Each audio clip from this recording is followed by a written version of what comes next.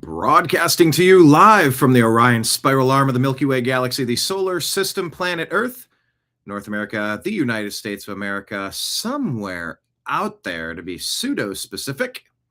My name is Brian Engelman. Today is December the 12th, 2025. And this right here that you've stumbled across is the TNAM Daily Show. TNAM, what does that mean? The new American media. Oh, let's do the flag right side up. There we go. Thank you all for finding us. On today's program, we're going to discuss the fight for America. It's upon us. And the frustrations that I have had with MAGA, with the conservatives, with the Libertarians, with the Republicans, not having their act together, infighting and letting the Democrats regroup. You don't let them regroup. You demolish them. Nobody likes them. They are selling this country out to the highest bidder. We are being looted, plundered in real time. We all see it. We all see it. So we're going to take a stroll through the news today and learn a few things together, shall we? The neo-American media? Yeah, you know, it's like the Matrix, Kenneth. The neo-American media. Sure, why not? So let's buckle up, grab your beverage. Maybe you're even sipping your coffee out of the new American media mug.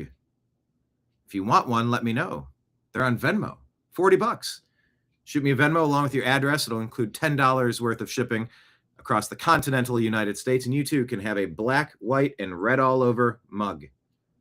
That's how the news used to be delivered, black, white, and red all over. Like a nun falling down the stairs, like a penguin in a blender, black and white and red all over. No, that stood for the newspaper. But now you log in and you find us to see what's happening in the weird and wacky world of sports. Of course, make sure you check out yesterday's broadcast of Strictly Football with myself, Mike Barra, Jim Mitchell, and Ezrael Robinson. We discussed the upcoming week of NFL action. The playoff season is upon us. And, man, if you watch that game yesterday, there's a bunch of storylines to it. Falcons, man, came out of nowhere, 14 points behind. So, yeah, we talked about that game. We projected what to expect this weekend. Brutal cold weather. Of course, that's the sports show. That's more along the lines of the Unhappy Hour sports show. One of the programs that I do, the umbrella that covers the TNAM, the Strictly Football show. But we do have merch on Venmo. Just shoot your address. $30 for a set of 4 coasters, either Ohio or circle shaped. $50 if you want both. It includes $5 of shipping across the continental United States, or $25 for a pin. The Unhappy Hour. So Christmas season is upon us. Order some gifts and support your boy over here.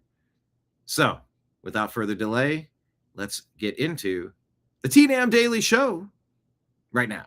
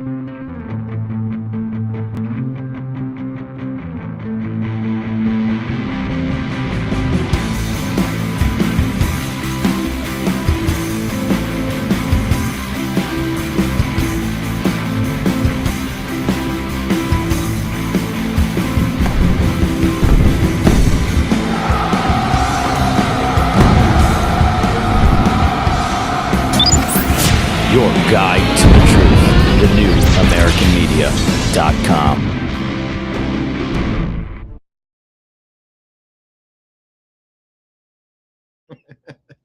I love it. I'm checking out the comments while the intro was playing.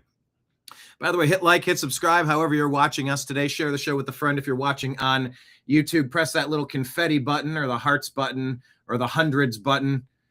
Just tappy tap, leave some comments. It lets the algorithm know that you're participating. We like that. Also, yeah, what did it say?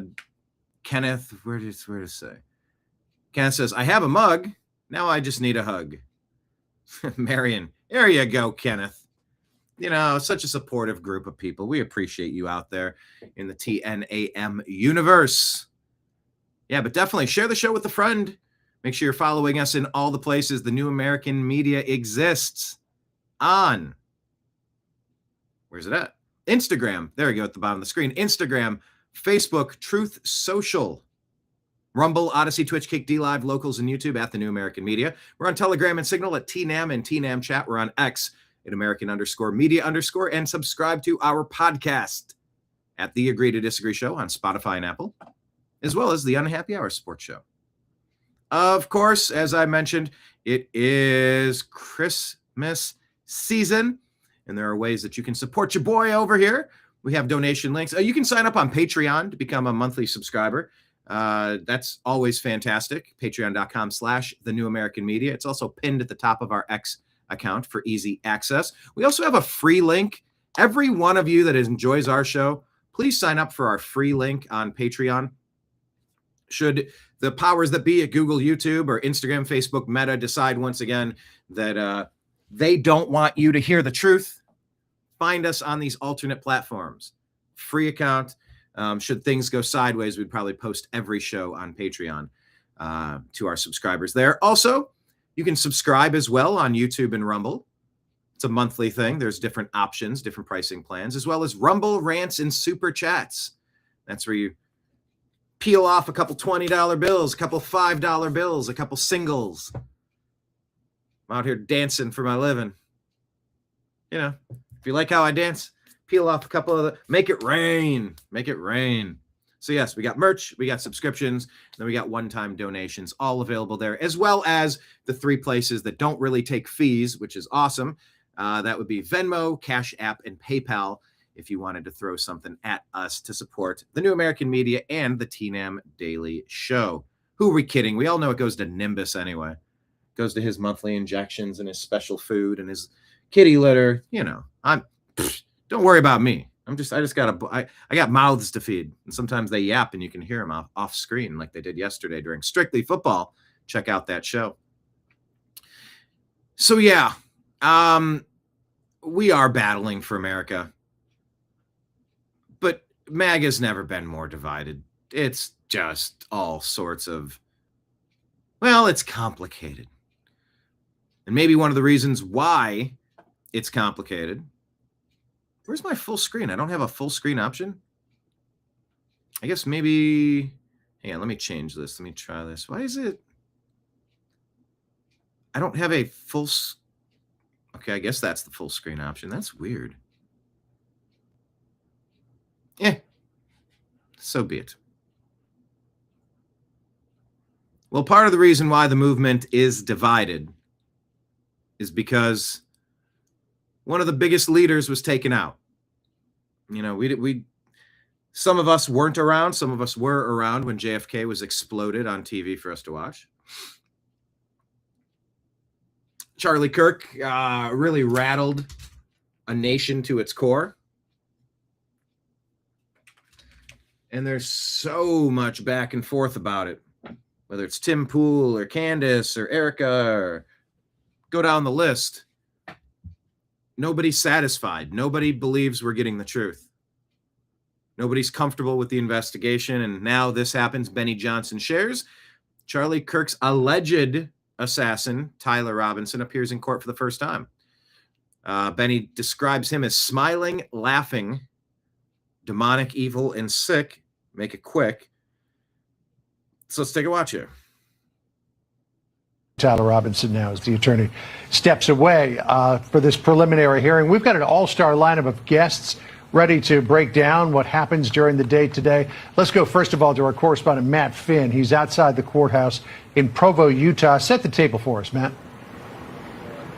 Well, John, this is the first time we are physically seeing Tyler Robinson in court on your That is a super skinny little dude. screen right now, and I believe the woman in the hair clip who is facing away from the camera is his lead attorney, Catherine Nestor. This is the first time he is in person in court here in Utah County. He has appeared virtually a few times before. Now, outside of that courtroom that you're looking at right now, fierce, intense security, several city blocks cordoned off, all types of police in every direction. Several city blocks cordoned off? Well, you definitely don't want to see a Jack Rubenstein situation where the patsy, the alleged patsy, is taken out before they get a chance to defend themselves. He's pleading not guilty, is my understanding. If he admitted to doing it and turned himself in, why is he saying not guilty? That doesn't, if that's accurate, that doesn't make a lot of sense to me. Direction, and a short while ago we saw a very large police caravan arriving to the courthouse, going into the Sally Port, and a massive armored vehicle in the middle of that caravan, who we can assume was perhaps Mr. Robinson being delivered to this courthouse. Some of the doors are zip tied, so all types of measures being taken to make Brian, there's nothing funny about this. Okay, no. What? They've got city blocks cordoned off. They've got rolling armored military gear. And they got some zip ties on the doors. Oh, some zip ties? Okay. Well, as long as there's some zip ties. Make sure that this proceeding happens safely and securely today. Now, on the docket today, perhaps one of the most important issues, there was an October 24th hearing in which Judge Graff determined Robinson will be allowed to wear civilian clothing in court, as you see on your screen right now. And there you see Tyler Robinson now as the attorney. He's allowed to wear civilian clothing. He doesn't have to wear like a jumpsuit? Huh. I guess I don't know enough to know why is that allowed in some cases and why is that not allowed in some cases. I would imagine being forced to wear prison attire makes you look like a criminal, right? And the ability to wear a tie and a pressed suit, that makes you look more innocent. Every day. So yeah, I don't, obviously I don't, it's obvious to people who've watched the show for a while that I do normally go out of my way when I don't deem it to be necessary, that I don't talk about killers. I don't talk about, I don't use their name. I don't repeat their name.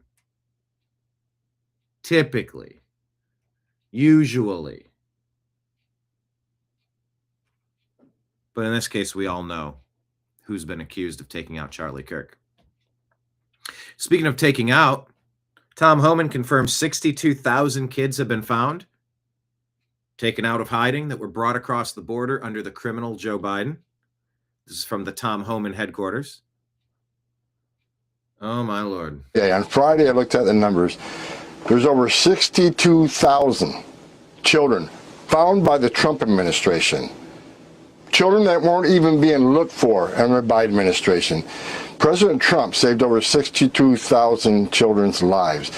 Some of these children were in sex trafficking, we found them. Some were in forced labor. Some were being mistreated. I can't even discuss some of the mistreatment we found out about. President Trump, again, proves why he's the greatest president in my lifetime. Over 62,000 children rescued by President Trump. Again, children that were ignored and weren't being looked for under President Biden. Every day. On Friday, I looked at the numbers. There's over 62,000.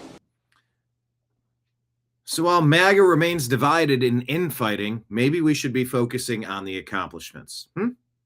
Maybe focusing on 62,000 kids. He said he can't even describe some of the abuse some of these kids are going through. That's a win.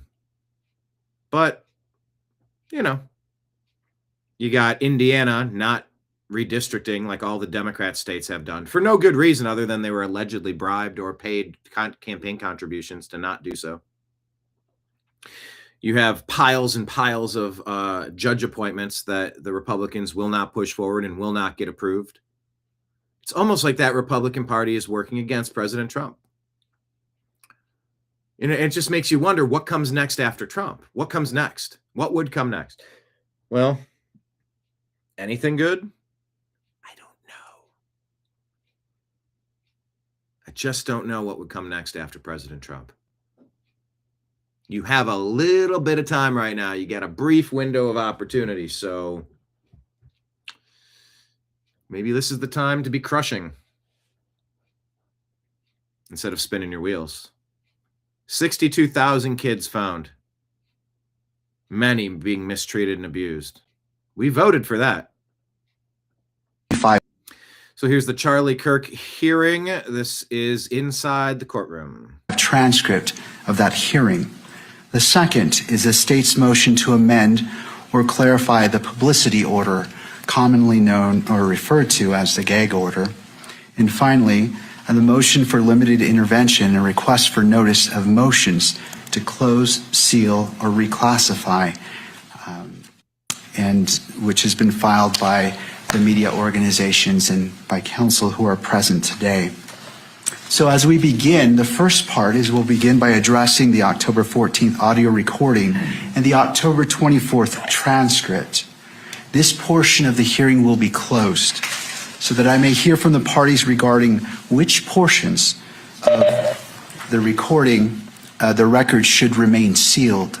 All members of the public and the press will be excused, and the hearing will not be broadcast.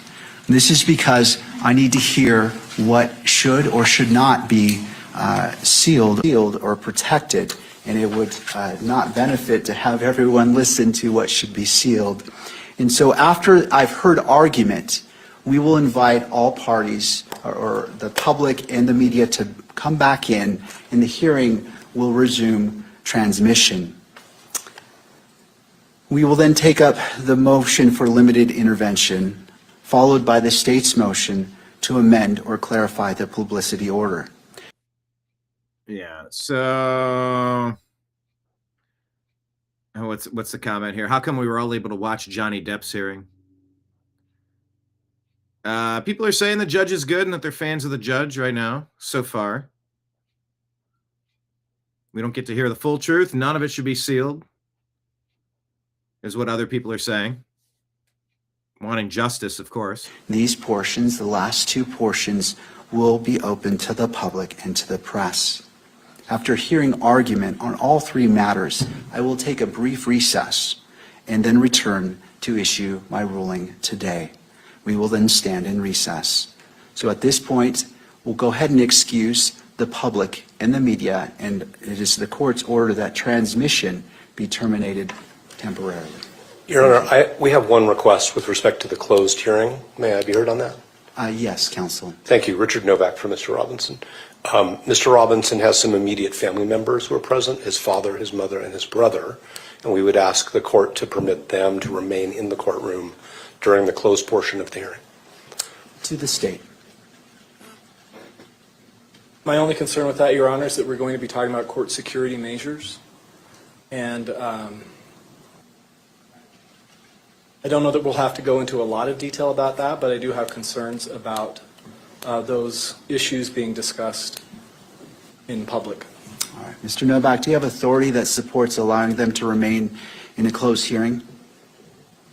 No, I think it's subject to the court's discretion to decide who is and is not an appropriate member of the public. I think they have a unique relationship with Mr. Robinson, and they would certainly abide by any orders the court makes concerning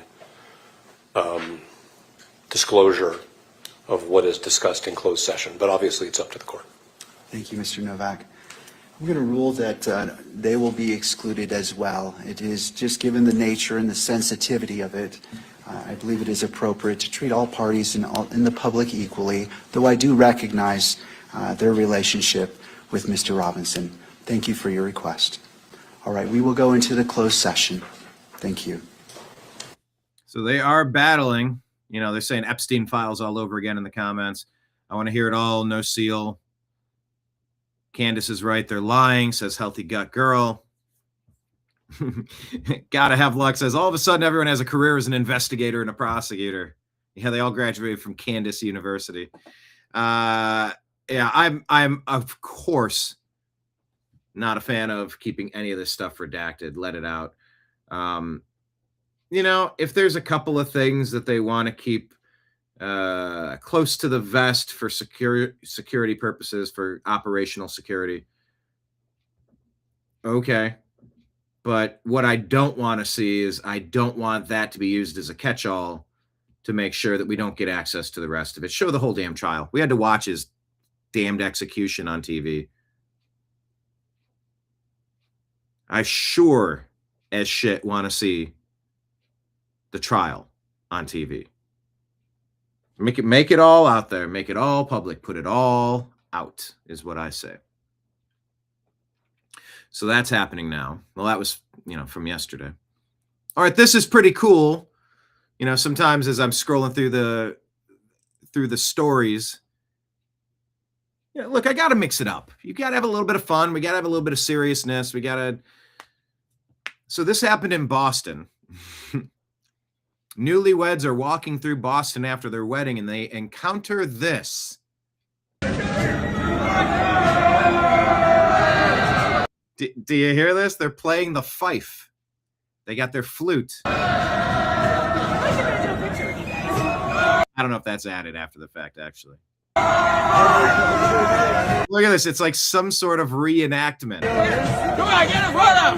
He's riding around on a fake pony. Now, as I wonder with everything nowadays, is this AI? So even if it doesn't say Sora at the bottom, I wonder, is this AI? Is this what it would look like if that happened?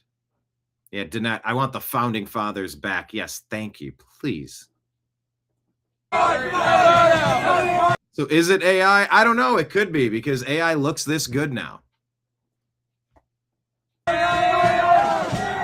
But let's just imagine this is the perfect Boston wedding. I mean, Yankee Doodle, is that a song that's going to give me copyright problems? Who knows with YouTube's backward policies.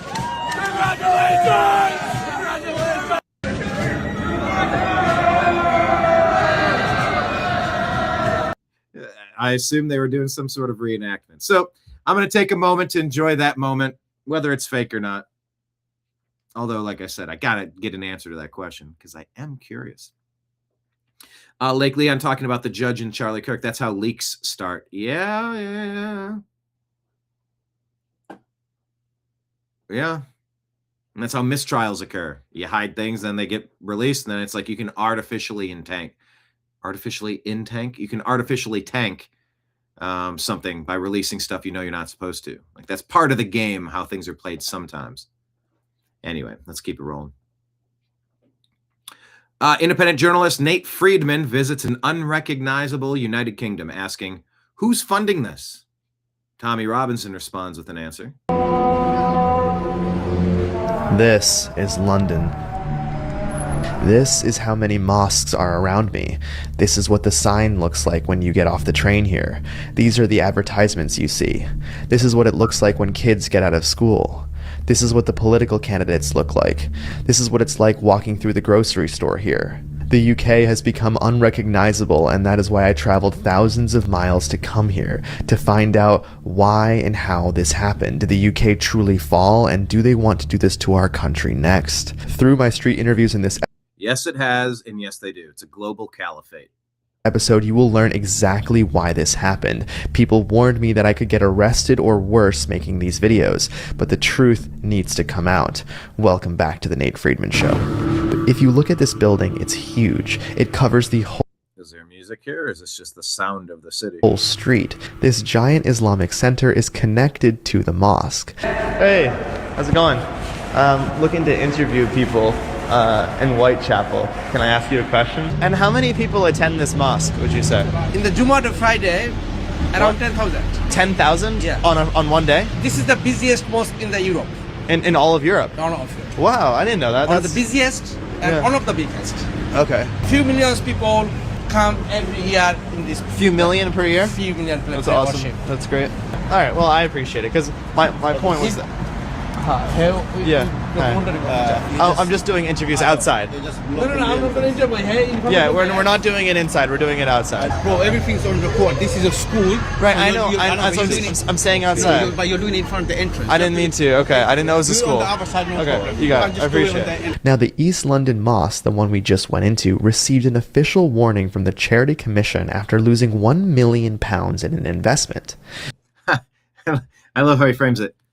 Losing £1 million. Oh, yeah, that's something I lose all the time, £1 million.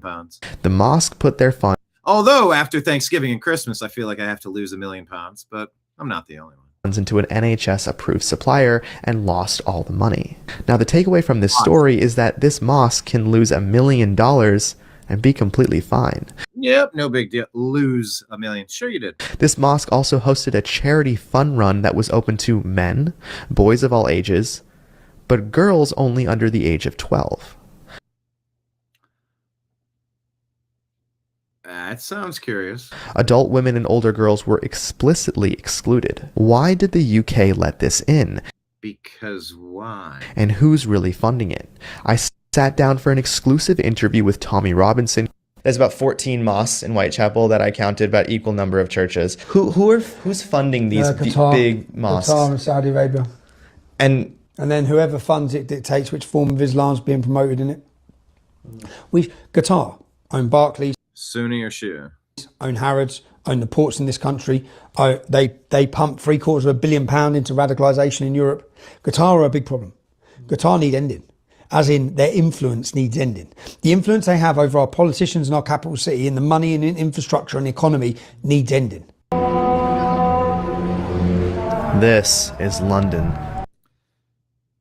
Full video on his channel. Takeover without shot fired, says UX designer. With Cutter's growing influence in the U.S., this video should be a warning, says My Life, Your Project. Joseph, your government is the problem. London is history. Now it's Londonistan, says Hendro. DJ says feminine liberal men were conquered for the obvious reasons.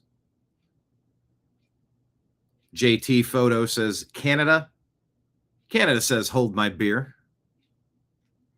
Pleasant says at what point does Cutter completely own the UK?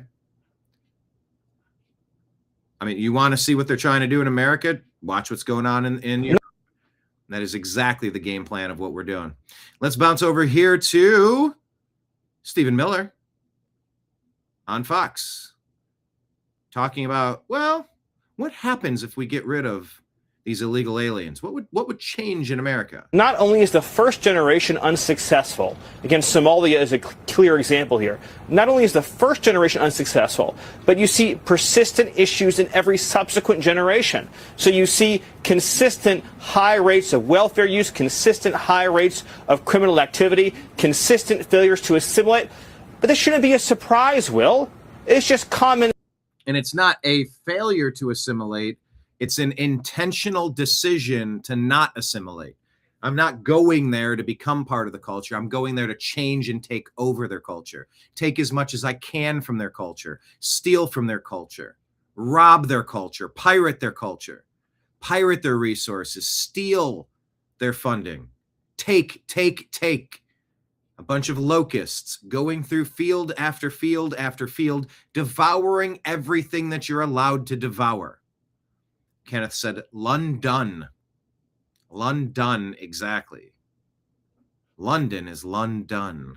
In a sense, if Somalians cannot make Somalia successful, why would we think that the track record would be any different in the United States? Please, that is such a salient point. Say that louder for the people in Rio Linda. Rio Linda? Was that the place Rush would always say? For those of you in, was it Rio Linda, California? Say it a little louder for the people in the back. If these people couldn't fix their country, why are they going to improve this country? Tell me how that makes sense. It kind of doesn't. And you kind of don't have to go much further than that.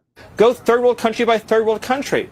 No one's saying, look, there are people all over the world that are great people. But you look at the society. If Libya keeps failing, if the Central African Republic keeps failing, if Somalia keeps failing, right? If these societies all over the world continue to fail, you have to ask yourself, if you bring those societies into our country and then give them unlimited free welfare, what do we think is going to happen? You're going to replicate the conditions that they left over and over and over again. And we mask the impact of immigration in every public policy issue we discuss. We talk about test scores. Well, if you subtract immigration out of test scores, all of a sudden our test scores skyrocket. Ooh, there's a good point about our test scores. And I've made a similar point about our crime statistics. Let me pause on this point. Let me bring in Mr. Rob France. There he is. Hey. How are you? Welcome back. What's up? Welcome. Well, thanks for the invitation. I just jumped back on to have a private chat with you, and I didn't realize the show was still going on. I just got off a very long phone call. Yeah. Well, I would say if we need a private chat, we can talk after the show, of course. Absolutely. You know what? I mean, message, but I think you were in the studio listening to Stephen Miller talking about this. Perhaps I don't know if you were. I heard him. I actually heard that live, and I've shared it on social media too. He's brilliant, and he's spot freaking on. There was a time, in this country where our belief was, you come to the United States to contribute to the United States. You know, we bring you in on what can you bring to us to make us better, to make the country better, to make all of our experiences better. Not what can you come in here to absorb and sponge off of us? It's literally, that's what it is. And how many of your broken, uneducated, unscrupulous, poor individuals with no motivation or desire except to have somebody else to take care of them, how many of them can we absorb? What Stephen Miller said in that clip, and I came in at it was halfway through it, but like I said, I heard it originally. But he's right. If Somalia is a broken country in all ways, it's broke and it's broken. And all of the other nations, remember during the 4 years of the Biden administration, there were 165 verified countries whose aliens or whose citizens came to the United States as illegal aliens. There's 203, 204 recognized countries in the world. So nearly all of them, 75, 80% of them had representation coming across Biden's red carpet border. And they weren't coming here to say, look what I can contribute to American society. Look what I can contribute to your economy. Look what I can contribute to your science, to anything. Really, it's our countries are ass. What Trump called, and I guess since we're online, and I've been doing radio for 28 years, I can't say words like this, but what Trump called— Welcome to the internet, Bob. You can say whatever. I know, that's what I'm saying. I'm not used to this, but he called them shithole countries for a reason. And everybody got all offended by that. They are. When you can't build a hut any higher than 2 stories, because that's all your engineering capabilities are, and you can't grow food and you can't figure out, how to have a decent livable society, why do we want to bring those people here to drag, as you said, and he said, our test scores down, to spike our crime rates higher, to make our economy weaker, to make sure that the amount of welfare we give is larger, and so forth? I mean, what country says, let's bring that? And I don't care what it says at the base of the Statue of Liberty. I understand but the point is, bring your poor, your tired, huddled masses yearning to be breathe free, if they want to come here and become part of us and assimilate. That's why we're a nation of immigrants, because they came here and said, yeah, we have our own ethnicities and we're cool with that, but we want to be American first. And sure, we may live in enclaves. You might have Little Italy. You might have Chinatowns and things like that. And that's fine too. But as long as your first, dedication is to America, we welcome you. These people aren't coming here to be America. They're coming here to soak America for all that it's worth. And people act surprised when poor Somalis come here and are poor Somalis in America, not working to get out of poverty, but grifting and taking part in the Minnesota welfare, welfare and Medicare, Medicaid, and food for the poor, fraud plans and fraud programs. So Stephen Miller is spot on. I love that clip. I plan on talking about that when I do my first show online Monday and talking about it in depth because, he was spot on. And that's why, did you hear him, Brian, the interview he did on Fox News? He was talking about going on CNN and how he and his whoever his scheduler is. Yeah. He said, I'm making myself available for 72 hours in a row now, 3 days. You're ignoring me. I'm anytime. Permanently available all the time. Do you want to hear a voice of reason, a voice from the administration, or no? And they literally said, no, we will not have him on under any circumstances. And I'm just like, this is the deputy chief of staff, the president of the United States, who's in charge of policy. You would think, seems like a good get with the policy guy. Yeah, What? like in the producing world of putting shows together, that's a good get. That's literally a great person that you would want to be one of the talking heads in your story there, whatever it is that you're reporting on. But they don't want that. They just want one particular level of slant, of course. But yeah, that's what I was saying is, look, 95% of the criminality is caused by 5% of the people. When Democrat cities, Soros-appointed district attorneys, when they don't throw their bad guys in a cage, you get massive spikes of nonstop criminality. Take away the 5% of the people causing the problem, almost all the other bullshit stops. It's pretty straightforward. When there's a riot, you arrest the 10 people throwing bricks. Guess what? The next 10 aren't going to be so brave. And if they do, arrest those 10. Guess what? The next 10 aren't going to be so brave. At some point, you shut it all down unless you want it. But if they do want it, they do want it. And you know what? I want to respond to that a little bit more, but just back to the CNN thing. You know what? You want to know why they won't let Stephen Miller come on is because Scott Jennings ruined it for him. Scott Jennings embarrasses the lefties on their panels, on their shows on such a regular basis that, and I'm sorry, I love Scott Jennings, but Stephen Miller is 10 times smarter and 10 times more really good. Really, I don't know if I'd say one is 10 times better. I think they're both fantastic.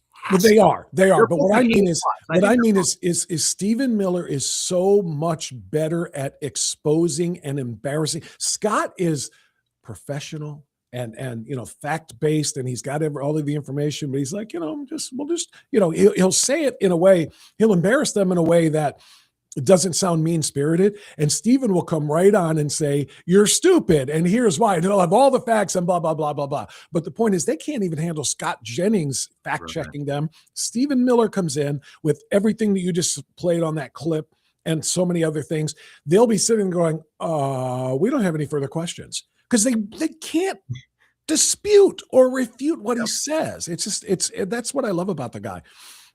Anyway, to the point you were just making too about the people coming over here, it's like they're screaming about the National Guard, and they're screaming that Trump is turning the American military on its own citizens by putting the Guard and federal resources like this in all of these big high crime blue cities, that he's turning the military on the people. And they're saying that's evidence of authoritarianism, and that's evidence of him being a dictator and so forth. And what they won't say is he's turning the military on the people that are harming the people. Those 10 people that you just said, 10 people are arrested in a riot. Guess what? The next 10 don't riot. He's turning the people on the bad guys, and they recognize that is going to make things better. And if things get better in American cities, particularly the biggest cities that are diehard blue, guess what some of those blue people are going to start doing? They're going to start rethinking things and saying, it worked. I don't have to have my car keys. You ever when you're in a dangerous area, you ever, carry your car keys with one key in between each finger so that you have like a spike punch if you got to defend yourself? That's if you're not strapped, and people absolutely, especially in our state in Ohio, I know you're not, but we have constitutional carry. You don't even need to have a permit, but if you're not able to protect yourself in that way, my point being, I don't have fear of getting carjacked anymore. I don't have fear of getting, assaulted on my way to the convenience store or whatever the case might be. In these cities, it's better, and they can't have things being better. If things are better, then people won't want to change and give them power back. So that's why, he's turning the military on the people. He's turning the military on the criminals. That's why they don't want the drug boats blown up.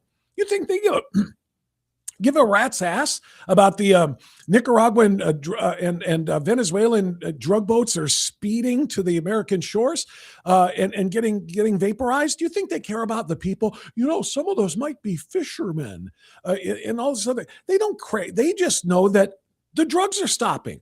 And just like human trafficking is way down because the border has been secured, and for the 7th consecutive month, we've had 0 illegal aliens come to the border and be released into the country. 0 from an all average, it took was giving a shit. All it took was caring. from All an it average took of was doing the 5,000 job. a day. 5,000 a day, Brian, under Biden. That's 1.5 million a month. They were coming in like that, and now it's 0.0, and things are better. And if the drugs go from X number of pounds of cocaine and heroin and fentanyl to 0 because we're blowing up the boats as they're in transit, well, guess what? Things are going to be better even yet. So, and I know I'm being very, very general in this, but generally speaking, leftists want America destroyed. Harm it, crush it, kill its education system, kill its people with the drugs, kill its economy with the, people who bring nothing to the country, flooding into the country and absorbing and soaking resources, taking up healthcare, taking up places in classrooms, taking up emergency rooms, taking up housing, subsidized housing, and all the rest, making the houses more scarce, and then those that are higher cost, and then you put it on the administration. What about affordability? They want all of these bad things to happen right now because they want America to fall, because they want to rebuild America in their image, which is Marxist, socialist, communist. And if you don't believe me, look at New York City and who they just elected. Marxist, socialist, communist, and we'll throw it on there, and Islamist to boot. This is their goal. And I'm being very general, and I know it doesn't apply to every single Democrat, but every single leftist in this country loves this stuff, absolutely loves it all, and that's why they hate Trump for making things better. Yeah, I shared a post from Elon Musk earlier today. I believe it's still in the stack on our X account. By the way, make sure you're following us on X. We're at American_media_.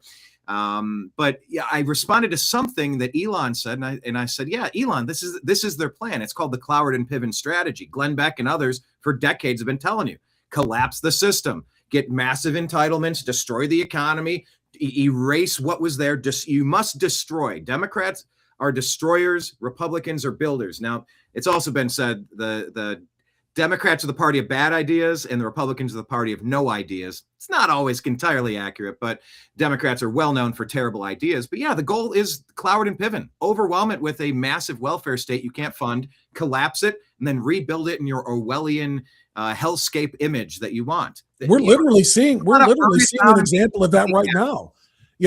What is today? The 12th. So we are 19 days away from the end of the year. And guess what happens on January 1st? That's when the subsidies, the healthcare subsidies, like you talked about, flood it with subsidies and throw money at it. And then when you take it away, everybody, oh my gosh, the premiums go through the roof. And what are people going to be screaming on January 1st? The government better fix this. And what does that mean? Government controlled healthcare, single payer, government run healthcare, where literally unelected officials will decide what treatment you get and when you can have it, and how much they'll pay for your medication and how much they won't, and whether or not you're worth it. Because you're 79, you've had a pretty good run. How about we just make you comfortable instead of actually fighting that which is killing you? And I'm sorry to again be general, very general about that, and very, very stereotypical about that. And I don't want it to be seen as a condemnation of every single Democrat who's ever voted for Democrat candidates, but this is the truth. 15 years ago, Obamacare was born for this moment, the one that's coming. It was born the one that they spike the prices of healthcare, to force the only way anybody could get a plan to get it is to have taxpayer-funded subsidies, put an end date on those subsidies, which they've done twice now, and then scream, well, if we don't continue the subsidies, everybody's health insurance goes through the roof, and so we might not have any choice left but to make sure that the government provides it. And this has always been the goal of Obamacare. It was never to make your healthcare more affordable. It was to make it unaffordable so that they could put the government in control of it. Yeah, it was written by the insurance companies. The unfunded liabilities are unfundable. 40 million illegal alien invaders to boot. Of course, this was their plan. This is exactly what they wanted. They set the egg timer. Oh, I'm surprised that the egg timer went off. Look at you, dirty Republicans, turning off this egg timer. What's wrong? Why would you? How dare you, Republic? It's so stupid. I know some people buy into it, and some people are not savvy enough to dig in deep enough to understand the issue. But yes, this is exactly what they've been pushing the entire time, Bob. Let me finish with this clip here. Stephen Miller. If you subtract immigration out of healthcare, all of a sudden, we don't have nearly the size of the healthcare challenges our country faces. If you subtract immigration out of public safety, all of a sudden, we don't have violent crime in so many of our cities. Issue after issue, we talk about these things. And by the way, just making a point, I'll let him finish his clip there. But right before that graphic moved off screen, it showed the biggest population of Somalis. Bob, your state of Ohio, second only to Minnesota. It's happening all over Columbus, by the way. We'll get to that. They just happen to us. The schools just suddenly fail. Violent crime just suddenly explodes. The deficit just suddenly skyrockets. These are a result of social policy choices that we made through immigration. And specifically, social policy choices made through immigration that the Democrats deemed they were just going to open the flood. They were going to lift the razor wire with the Caterpillar trucks and the big front loaders. Just, let them all stream in. That was their plan. By the way, Marion in the comments says that's why government keeps asking for more money to combat all these fake issues that they created intentionally. That's very the key word being intentionally. Keyword being, it's one thing if we had an incompetent government. If we had an incompetent government with us, look, we're really, really trying to make things better, but it just costs so much more money to make things better, and we don't know what to do but it's not that. They're trying to make things worse, to crash it all so that they have full and total authoritarian control. And they barely even hide it anymore with this sudden lurch to the embracing of a socialist mayor in Seattle, Washington, a socialist mayor in New York City, damn near got a socialist mayor in Minneapolis, have without naming themselves socialist mayors like Brandon Johnson in Chicago.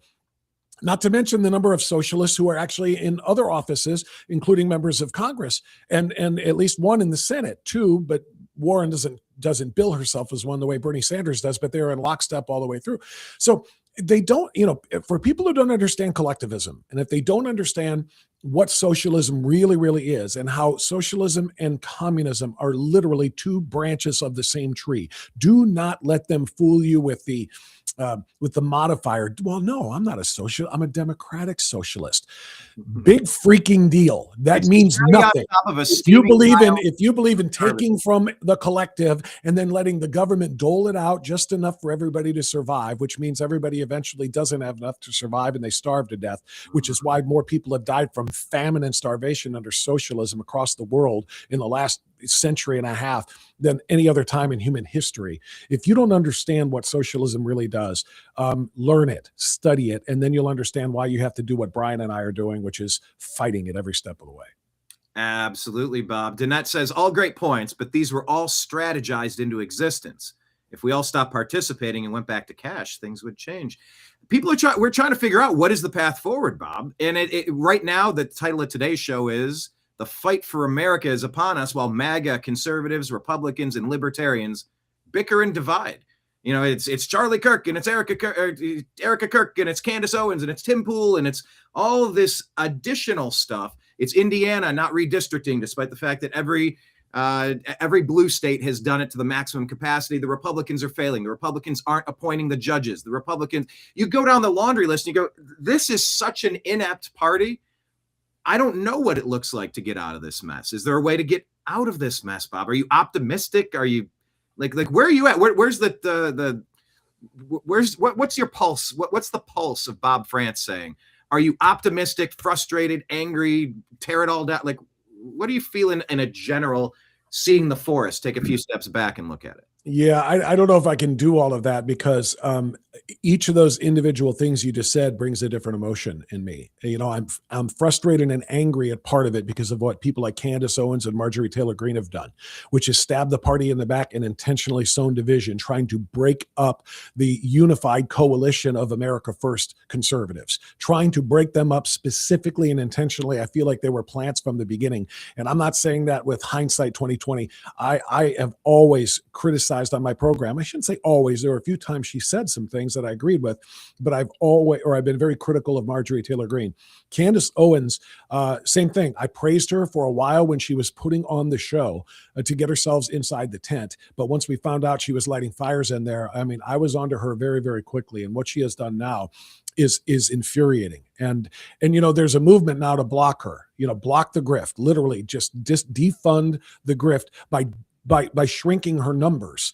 You know, look, this is a woman who is literally willing to savage not only Charlie Kirk, but what Charlie built, which is TPUSA, by trying to create all of these conspiracies that they fragged him so that somebody else could take over. All of this is done to break it down.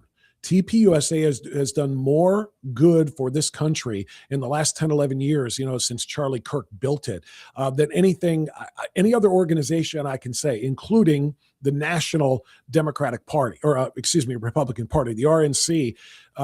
No group has done as much for the movement of America First and the American people. So I'm furious about that.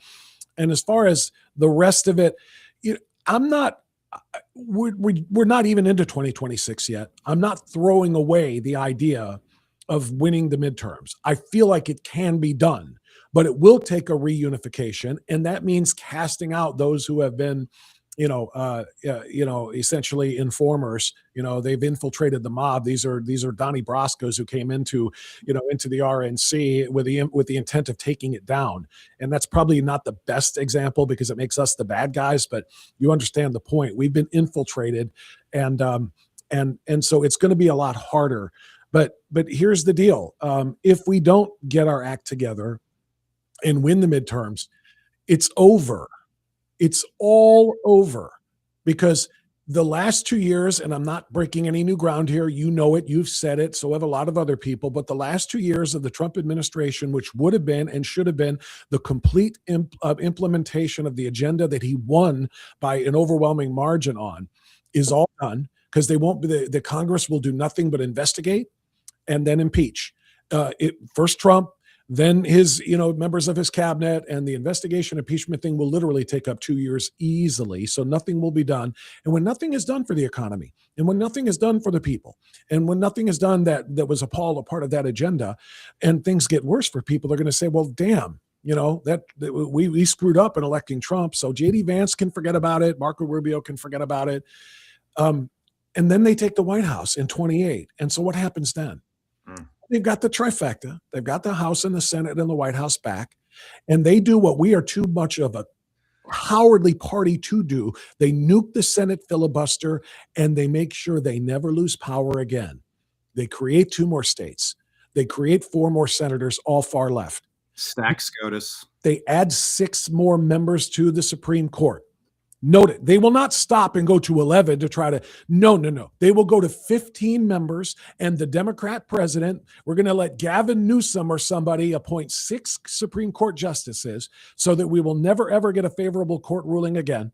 They will make sure that no state is ever allowed to require voter identification to prove who they are, so they can rig elections like they're in freaking Venezuela forever.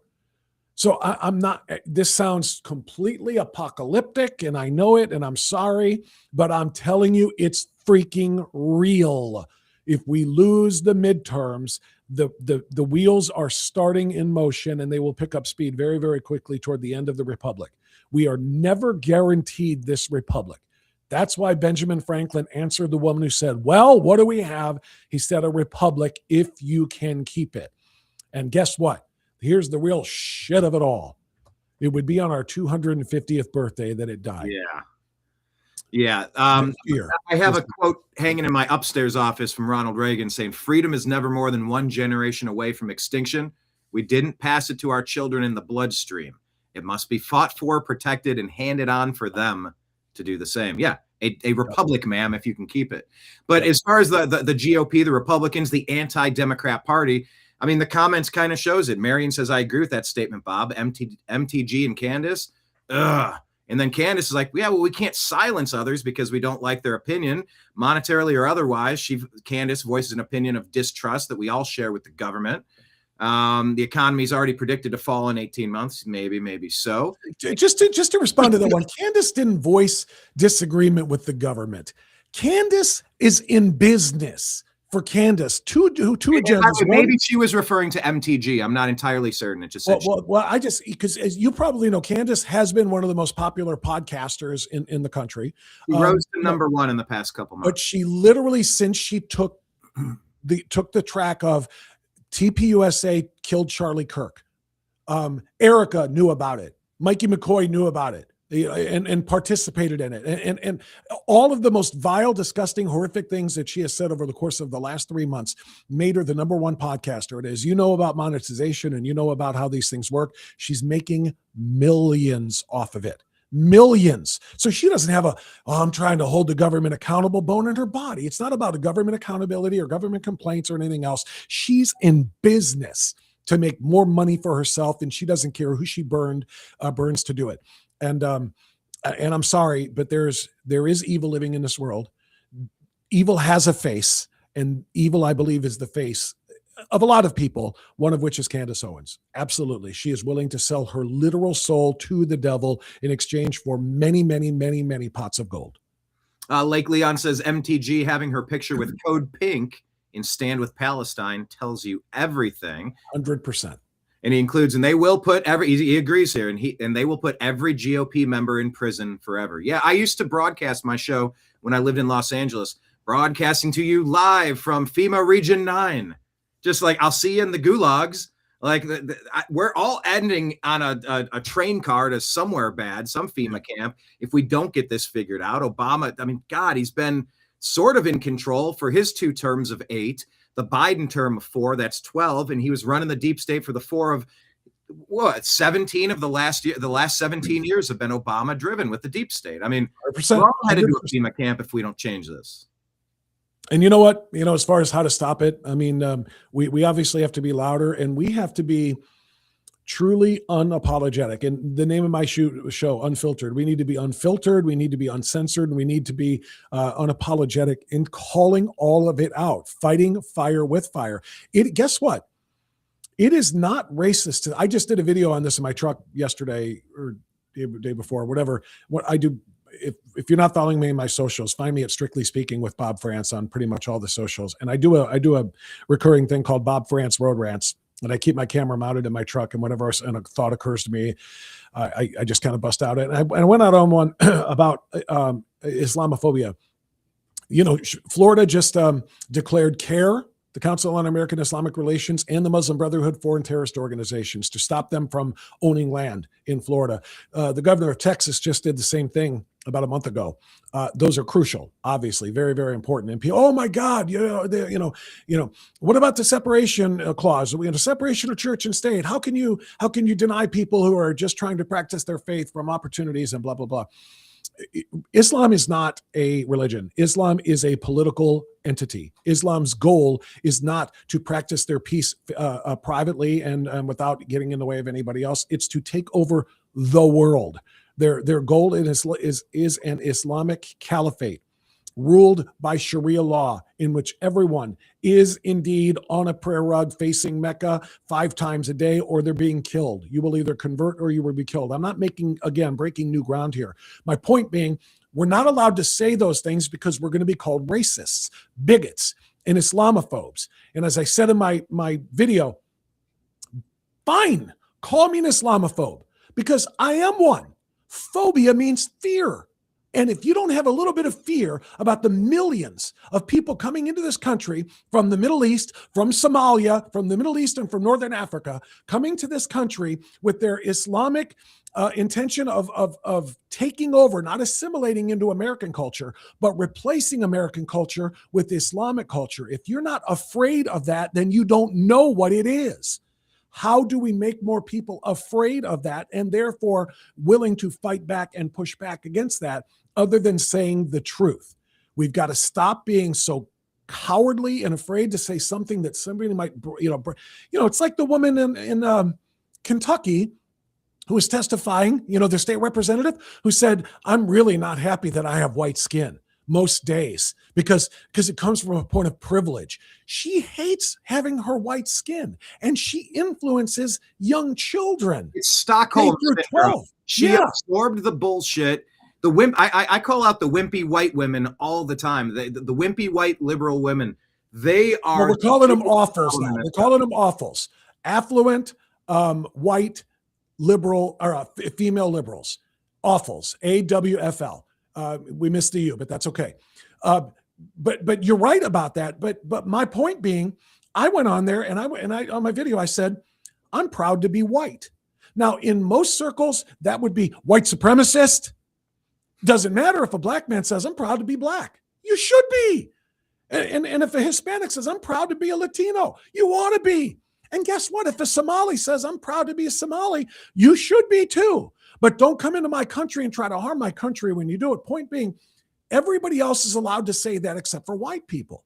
And I'm saying we need to say that more now than ever. I'm proud to be a white person. It's okay to be white. We're not evil. Because if we don't say that out loud, little white kids are being told to be ashamed of what they are. They're being said, you are a privileged racist. And it might not be your fault, but it is what you is. It's how you were born. And they are meant to feel shame for being something that is out of their control. I can't scrub this white off any more than anybody else could do the same. And then, so there, and this is what CRT is. It's classic Marxism. Critical theory divides people between oppressed and oppressors. So you oppressors, little white kids over there, are always going to be racist. That's how you were born. And then they turn to the other side of the classroom and tell the little black kids, you're never going to make it in this life. You are never going to have a fair chance because of little whitey over there. They're privileged ones over there. Now go ahead outside to recess and play. Victim. Yep. And you wonder why the two races aren't like this then when you're telling some of them to hate the other ones for things that they never did. Where does Irina Zarutska come from? A Right. beautiful little lady just sitting there minding her own business. I got her. I got that white girl. And that's why the racial statistics of violent crime, interracial, not intraracial within the same race, but when the two, because most white people who most white victims of violent crime are victimized by other white people.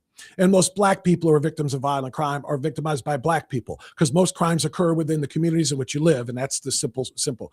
But when it comes to interracial and it's white on black or black on white, et cetera, the numbers are and it's black on white crime. And why? Because blacks have been told to hate whites because of their privilege and because of slavery, something that none of us have ever been involved with, and none of them have ever been victimized by. So it's just a very, very, very important time for people to be able to say, enough of the identity politics used to divide and harm us. It is okay to be white. You don't have to be ashamed. And it is awesome that you're black. You don't have to be ashamed. And you don't have to hate white people for something they never did to you. And white people, you don't have to be fearful of black people until they do something to you. We need to do that. And that's how I think, fight the culture war that is going to determine whether or not we win in 2026. And obviously whether or not the country survives beyond that. Absolutely. And part of that is putting the right people in the administration that have a backbone. This is Representative Sri Thanadar embarrassing himself again by demanding that Secretary Kristi Noem resign. Here's how easy it is to stand up to these losers. I am sick of your lies. The American people are sick of these lies. I am sick of your lies. The American people are sick of your lies. American people demand truth. America is very happy that finally they have a president in the White House that gets up every day to keep them safe. Madam Secretary, your incompetence and your inability to truthfully carry out your duties of Secretary of Homeland Security. If you're not fired, will you resign? Sir, I will consider your asking me to resign as an endorsement of my work. Thank you very much. Bob, you asking me to step down means I must be above the target here. I must be getting something right. If you're asking me to sit down, shut up, I'm just going to go ahead and say, yeah, I must be over the target here, right? Well, we just talked about it. that guy and all of his colleagues know that Kristi Noem is helping to lead a deportation that is taking dangerous people out of our communities and out of our countries, and is going to leave people safer and thus more profitable and thus happier. And they can't have that. They cannot have people being happy, because then they're going to say, boy, that Kristi Noem, that Tom Homan, that J.D. Vance, that Marco Rubio, that Stephen Miller, that Donald Trump did some really damn good stuff. Things are pretty good right now. I like that. They can't tell her, we want you to stay on the job. Keep doing what you're doing. And then the other thing is 2.5 million, I think, is the number now in 11 months, deportations that they have overseen. I think around 2 million of them have been self-deportations because of the program that was set up. We'll give you a free ride home and $1,000. Get out on your own, and you'll be allowed to get back in line at the end of the line to come back in next time. If we got to hunt you down and take you out, all of that is gone. You get no money, and you never can apply for a visa to come to this country again. So 2.5 million illegals in just 11 months. It's translating out to roughly 10 million over 4 years of Trump, and maybe more if they actually put their foot on the gas in 26. And the big, beautiful bill gives them a lot more funding to hire a lot more agents, so they can really do it in a lot faster period of time, Brian. And guess what that does? That changes the entire metrics of every election system, because, as you know, congressional apportionment is decided based on population, not just on citizens, but population, including illegals. So when you're shipping out, 2.5, 5 million, 10 million illegal aliens, guess what? That hurts the Democrat voting base. It hurt even if they're not voting. Many of them are, because of the fraud, but just their existence in the census, of course, gives them a lot more representation in the blue states like California, Massachusetts, New York, and others. Right. Kenneth says, visit your local Home Depot. Yeah, a little dyslexic on that, but Kenneth, I like that. Visit your local Home Depot. We're here with special guest Bob France. Bob, quick question. How long do we have you for today? Do you feel like hanging out for a little bit, or you just want to bounce in and say? No, yeah, I actually got to wrap here pretty quick. But since you brought up Home Depot, or the chat guy did, Home Depot and Home Depot, did you see what they were doing last week? The ice scrapers. Did you see? Pause on the ice scrapers. The point that I was going to make regarding ICE, because I paused and let you finish the point. The other thing that ICE is doing now is they're getting their own fleet of charter flights. They had to rely on charter flights, which made it expensive and clunky. Now they're going to get their whole fleet of deportation flights. So it's going to move so fast. Now, regarding Home Depot, they were all buying a 19-cent ice scraper, then returning it. Did you talk about that on your show? I did catch that. Yes, I did. Okay, good. Just for those who didn't know that, yeah, it was like 17, I think, was what they were ringing up. But they were lining up by the dozens, if not the hundreds, to buy 17-cent ice scrapers. Oh, look at the symbolism. And then turning around and going right in to return it, just to clog up the cashiers and clog up the counters, so that frustrated shoppers will say, screw it, I'm leaving. All because Home Depot is where a bunch of day laborers, illegal aliens, hang out front, and many of them are getting popped by ICE. They're blaming Home Depot for it, like Home Depot is inviting them out there. Home Depot isn't inviting the illegals to stand out in front of their store. Home Depot isn't calling ICE on them for standing out in front. They have nothing to do with this, and yet they're trying to bankrupt or economically harm this massive American employer and retailer. And so I was telling everybody last week, I don't care what it is. Go to Home Depot, buy a screwdriver, do something to offset the sales that they lost because of these lunatics. I think it was in most of the California Home Depots. But help maybe Rio Linda, California. Maybe in Rio Linda. Help make Home Depot whole after that kind of, because you know what? I get it. If I was shopping in Home Depot that day and I might have had $200 worth of stuff in my cart or on my flat, and I'm behind 90 people in line because they're returning ice scrapers, I'm probably going over to Lowe's or I'm going to a local store or whatever. And normally I would push people toward the mom and pop shops instead of the big box retailers like Home Depot anyway. But I like justice and I like fairness, and what they're doing to Home Depot is not fair, and we need to make things right by them. Sorry to get off the track, but no, it's a very salient point. I mean, if we don't vote with our dollars, we're letting them win, because they have weaponized every single component of our society. They've weaponized our schools. They've weaponized the media. Everything is a grift and a graft, and it's time we pay attention to it. And that's why you do the show that you do, Bob. I know you got to run, so let's go ahead and get you a moment here to tell people about who you are, where they find you, what you're launching, where to find it, and yeah, for anybody who doesn't know, I've been doing conservative talk radio for about 28 years. Oh, that's not true. I was doing sports radio for probably the first 13, 14 years. I've been doing conservative talk radio for about the last 14 or 15 of the years. Anyway, I'm done with corporate radio, so I've started my own new online Rumble show. It's going to be on Rumble, and eventually I'll learn as much as Brian knows about pushing that stuff out to other platforms as well. But I'm going to be launching the show on Monday morning. It's going to weekdays, every single Monday, Tuesday, Wednesday, Thursday, Friday from 10 a.m. Eastern time until noon. It's good. There you go. Thank you. It's going to be called Strictly Speaking Unfiltered. My radio show in corporate radio used to be called just Strictly Speaking, but now that we're online, it is unfiltered. No more second guessing or micromanaging content or things like that you get from corporate radio. I'm so excited to be doing this. Obviously, I want more people to follow. I want more people to subscribe. We're going to have a lot of really, really great guests. Next week alone, I've got the chairman of the House Judiciary Committee, Jim Jordan, who's going to be on with me Tuesday, I think, at 11 o'clock. We're going to have on Civil Rights Commissioner Peter Kirsanow Wednesday at 11 o'clock. We're going to have great guests. Senator Bernie Moreno is either Thursday or Friday. I don't know which yet. But we're going to bring great guests. We're going to bring great content, and we're going to ask you to pay attention to it. And it's live from 10 to noon. We will push out clips to all of the different places where you might be. Right now, I think I'm on Instagram, Facebook, X, Truth Social, and Rumble, and YouTube. I'm going to push clips out to all of those things. And I think I have a Telegram account that I forgot I had. I'm going to probably activate that now too and push clips out there, if not live streams, but at least clips. So you can find it everywhere you are. But I try to keep the branding consistent across. So if you just go to any of those and look for Strictly Speaking or Strictly Speaking with Bob France, you'll find me.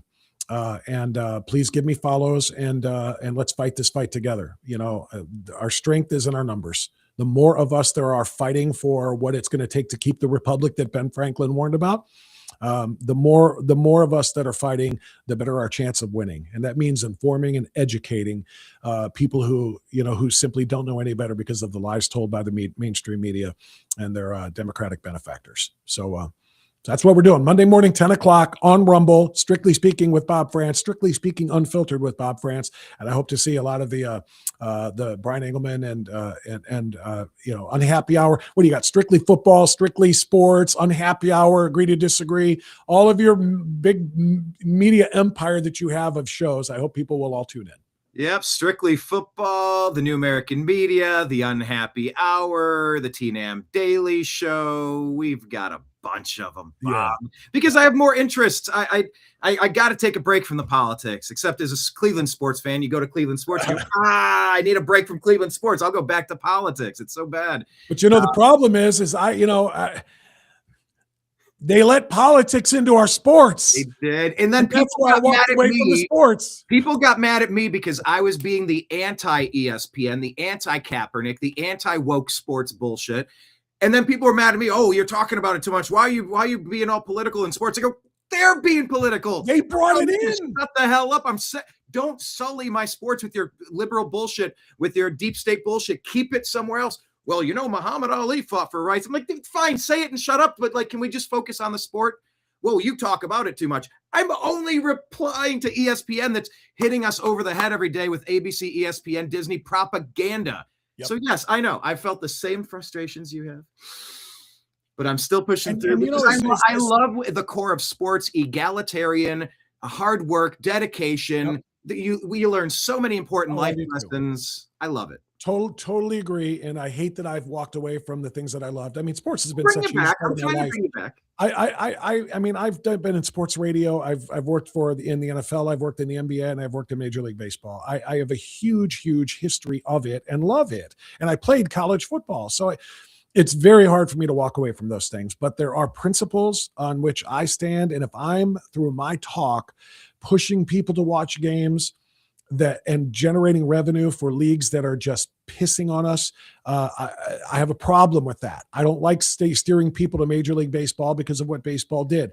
And when the NBA players came running out with "I can't breathe" shirts on, completely ignorant of what that was all about and what had happened, I'm sorry, I'm clicking the channel off, and I'm not going to do anything to make people turn it back on. People and remember LeBron and the Heat? They all came out wearing hoodies because you're like, oh, come on, can you just play basketball, please? You don't even understand the story that guy got attacked and he defended him. Take a breath, Brian. Says, as much as I loved Ali, and I was a child when he was fighting, so but I appreciated him in my teenage years, and to this very day, when you look at old fights, he didn't wear BLM robes to the ring. If he'd have gone to fight Frazier or Foreman or anybody else, wearing political statements and stuff, it would have been a lot different, and I would see it a lot different. He fought his political battles outside of his arena. He made statements about not wanting to go to Vietnam. Talked about how ain't no Viet Cong ever tried to call me N-word, and so why would I go do that? And you know what? And he lost his belt for it, and there was a lot of blowback there. I wasn't alive for that stuff. Had I been, I might have had different points of view, but at least he kept it out of the ring. He didn't bring it into the ring. He didn't wear that stuff. He didn't take the microphone when Cosell was interviewing after the game and talk about how free Palestine. He was a fighter, and he kept that separate from the other things that he did. Kaepernick doing it on the sidelines, everybody bringing it onto the field, putting BLM on the mound behind the rubber for Major League Baseball. And just making the Star Spangled Banner about me. It's about me. Exactly. I'm not taking any. No. We're not going to unite before we battle. It's going to be about me, and I'm going to say your country sucks, and this place sucks, and your song sucks, your ideals suck. It's supposed to connect people before they battle in the Coliseum. We're going to sing a song. We are united. We don't really hate each other. Yes, we want to kill them on the field, but no, we don't really want to kill them. No. The Star Spangled Banner is now about me. Shine the spotlight on me. I'm going to misreport and misrepresent statistics to drive a wedge between this, that, and the other, to deflect the fact that I'm not worth $50 million a year and Blaine Gabbert took my job. And what they're doing, again, we talked about it before, is classical Marxism. Mm-hmm. It's divide. Exactly. We're victims. They're the perpetrators. We're oppressed. They're oppressors. And that is exactly how what their agenda thrives on. So exactly. All right. I got a jet, Brian. Thank you for letting me in, brother. Absolutely. I'll hit you up after the show. Yep. We'll go from there. Bob France, Strictly Speaking. Follow him on all the places, everybody. Thank you, Bob. Appreciate you, sir. That was nice getting Bob back in. Yeah. Marion, you're telling me, take a breath. Take a breath. I know, but some people say, maybe about, maybe a topic comes up. Any specific topic is irrelevant, but well, does it bother you, or how do you feel about it? I go, I don't know. It only bothers me if I think about it. And I've said this reply to lots of things: loss of life, family, loved ones, friends, other issues. How do you feel about it? Does it bother you? I go, it only bothers me if I think about it. So when we bring this up, yeah, it does bother me, and I do get fired up, and I do need to remind myself to take a breath. And by the way, that was me turned down to 1.5, maybe 2. Turned me up to 10. I could do a 60-minute rant on this, and I have. I've said the same exact thing for 15 years. I've been consistent, if nothing else. But I hope that's what keeps you coming back for more. Please hit like, please hit subscribe, and like I said, please follow Bob France in all of the places, please. Right now, let's get back to the stories. This is going to be Glenn Beck talking with Erica Kirk. This is where David Harris Jr. shared this, and he says, Erica Kirk correcting another flat-out lie pushed by Candace Owens. Here we go. Do you think Charlie knew to some degree and had made the conscious choice that I may be taken out early, not saying he knew that day, but that he had any inkling that this might come his way and that he intentionally chose to move forward with faith in God? It's interesting because I have unbelievable amounts of death threats. My kids have kidnapping threats, death threats. Our whole team has death threats. We knew that there was always going to be a threat, but Charlie and I we promised each other we would never live in fear. And he would say, if they're going to get me, they're going to get me. But he was not messaging people the day before saying, I'm going to be murdered, they're coming after me, someone's going to kill me. He didn't say that. And I have his cell phone. Didn't say that. And so what I do know is that we believe in the power of prayer. And what I do know is that we believe in our sovereign God. And what I do know is that that night before, we did what we usually did before tours. We said our prayer. And we asked the Lord to protect us. And we asked the Lord that his will be done. That's what we did.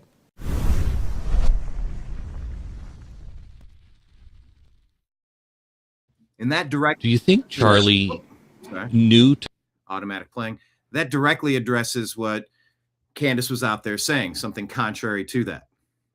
And that does get frustrating. There's a lot of he said, she said, not as much proof.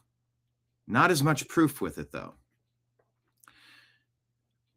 On the flip side, they said they were going to debate Candace and put this stuff to rest, and then they chose to not book her. Don't do that. Don't play it like we're dumb at midnight release. Oh, well, we offered Candace a spot and, she said no, or she couldn't do it. So we're going to do it without her. Like don't. You're making me very suspicious if you're going to, I book people all the time. I book Bob. He just bunched in. If I wanted him on the show and he's like, well, I can't do it at 11 o'clock or 12 o'clock, whatever the time or date may be. If you want the guest, you make it work. And if you don't, then you don't schedule it. So I'm conflicted on all of this. I just want to know what happened, and I want swift. What is the line in Pulp Fiction? Justice and furious anger, and I will rain down upon thee with. What is that phrase? Those who attempt to poison and destroy my brothers. I want the ultimate punishment for the people who were involved with taking Charlie Kirk out of this world. The world's not a better place with him gone. And so I want swift justice and furious anger for that. That's all I stand for. And I just want every rock turned over. I don't want lies for monetary gain. I want answers to questions. We're allowed to ask questions. But if we're going to make factual statements that are incorrect, now we've entered a whole different territory of things I'm not okay with. So there you have it. All right, this right here is leftist mouthpiece Caitlin Collins getting clowned by Carolyn Levitt over inflation. They really want to focus on inflation, but they don't want to tell you what Barack Hussein Obama, with his mouthpiece, his little puppet Joe Biden, what they did to create this inflationary mess. Remind you, when President Trump left office in his first term, inflation was 1.7%, and the previous administration jacked it up to a record high 9%. So again, in 10 months, the president has clawed us out of this hole. He's kept it low at 2.5%, and we believe that number is going to continue to decline, especially as energy and oil prices continue to decline as well. It wasn't high under Biden. They're just saying it's not. Well, nobody reported on it being high under Biden. My predecessor was standing at this podium, but now you want to ask me a lot of questions about it, which I'm happy to answer. But I will just add, there's a lot more scrutiny on this issue from this press corps than there was.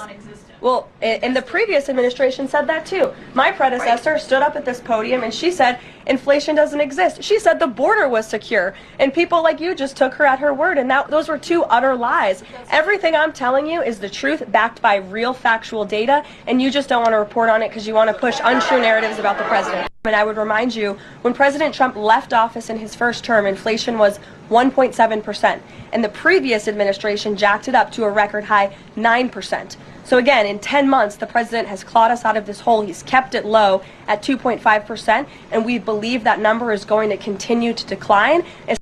Yep. I think there's a lot of truth to that. And sometimes it takes a little while for policies to kick in. Bob was mentioning the ICE budget. You're fine. January 1st, you're going to get a new budget. Okay, Obamacare subsidies are going to be gone, but you're going to get a different budget. It takes a little while to work through this stuff. So no, I'm not sitting here screeching about what Trump has done to wreck the economy. I lived through what Obama did to wreck the economy. For the last 17 years, he's been influencing the destruction of this country through the Cloward and Piven strategy of overwhelming us with unfunded liabilities to collapse and topple this nation and then rebuild it in his graven image. No thanks. No thanks. I'm good. And she's very right. Carolyn Levitt's very right to call out Caitlin Collins and the Democrats for their one-sided outrage. No thanks. I'm not super interested in one-sided outrage.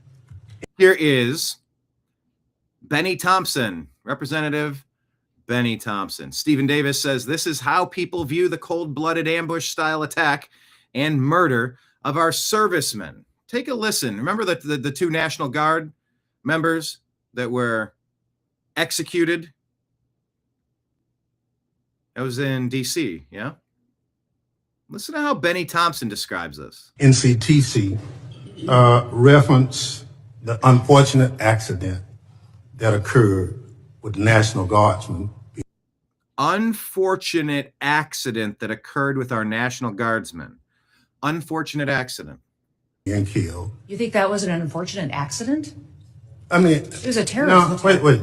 Look, I'll get it straight. Then you can He shot our respond. National Guardsman in the head. Look, Mr. Chairman, will you direct the witness to allow me to ask my question? Excuse me, that's ask your question, not ax. It was an unfortunate situation. Don't point at her like she did something wrong, you asshole.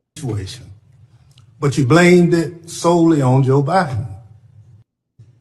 NCTC reference the unfortunate accident that occurred. Unfortunate question. Tell her to let me ask my question. Unfortunate accident. Unreal.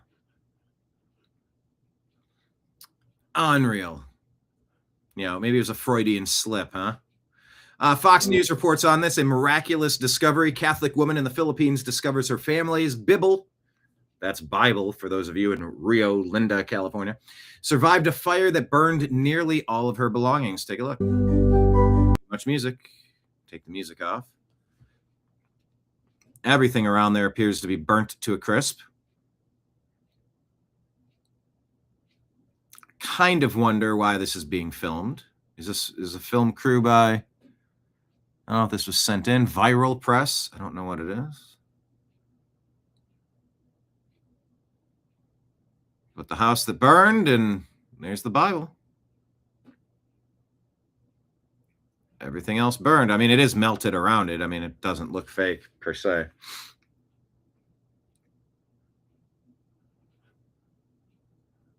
But hey, how about that? That was an interesting moment. I like that. Oh, here's one I don't like. Horrific. Hodge Twin shared this and said, Trump's team just caught a Somali invader. Migrant. I don't know. Is that a citizen? Is that an illegal alien? I don't know.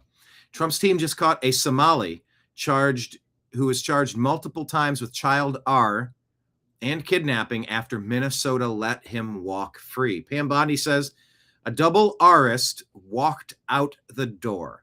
He committed another R under our administration, and he's now in federal custody with more charges coming. Man, any illegal alien that comes into America and wants to harm an American needs to be, if found guilty by a jury of their peers, everybody, you know, get your day in court.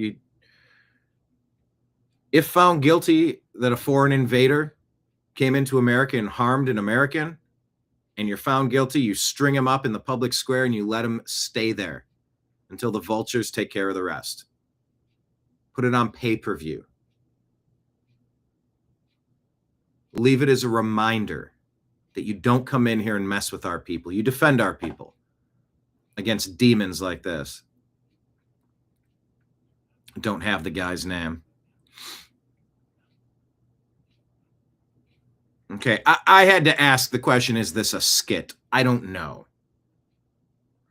This is purported to be, liberal woman says that white people need to start, well, doing something for her, shared by Wall Street Bullion. I don't know if this is true or not. Is this a skit? Let me put it in the comments. Is this a skit?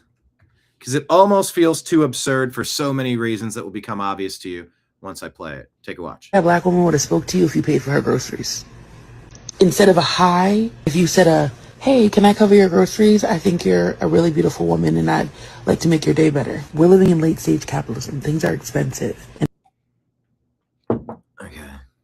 Okay. So much to break down already. We're living in late stage capitalism. What are you? You're an economist. Okay. Black women are tired of.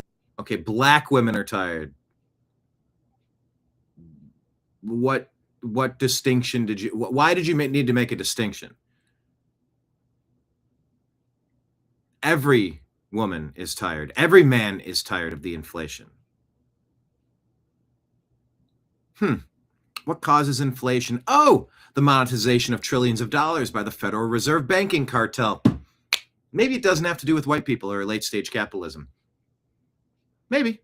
Being tired. Yeah, a lot of people are tired, sweetheart. Tired of having to put on a smile on our faces and take care of everyone while no one takes care of us. So you think that's exclusive to black women? Sweetheart, you have no clue that everyone's struggling. In that constant victim Olympics that you're playing, ain't nobody got time for that. Maybe, just maybe, if you would have just offered her something, if you would have said, let me cover half, or if you would have just left her alone, respected boundaries, but offered something. Maybe that black woman would have spoke to you if you paid for her groceries. All right, so she's frustrated and responding to some video that I don't have context of, but I just wonder, is this a skit? I don't know, but that's what we put. Is this a skit? Can't trust that things are AI. I couldn't even trust that the Boston Tea Party, American Revolution reenactors from that wedding video were real. Was that AI or was that a skit? I don't know. Matt Van Swole reporting. I know.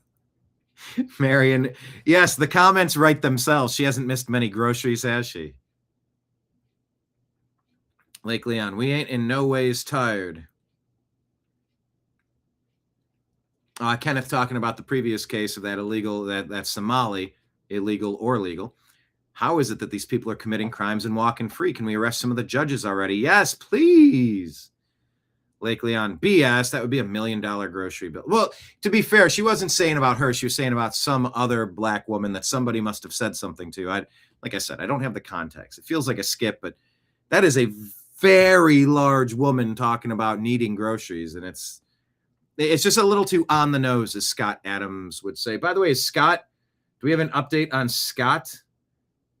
By chance, do we have any update on Scott Adams?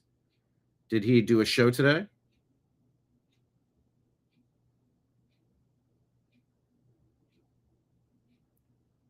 I don't know. I do normally try to watch the show when I can. I think you guys told me he took an ambulance ride yesterday. Now I'm curious. I'm going to look at, see if I can see any update. Oh, I think nope, nothing today, nothing yesterday. Tagged us on X regarding Scott. Let's pull that up on the notifications. See how easy this is? Oh, wait, did you? On notifications? I don't see it. Maybe. Oh, chat messenger.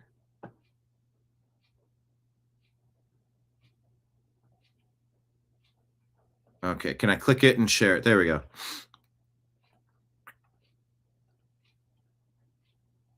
All right, let's go ahead and share this tab and read this. Thank you.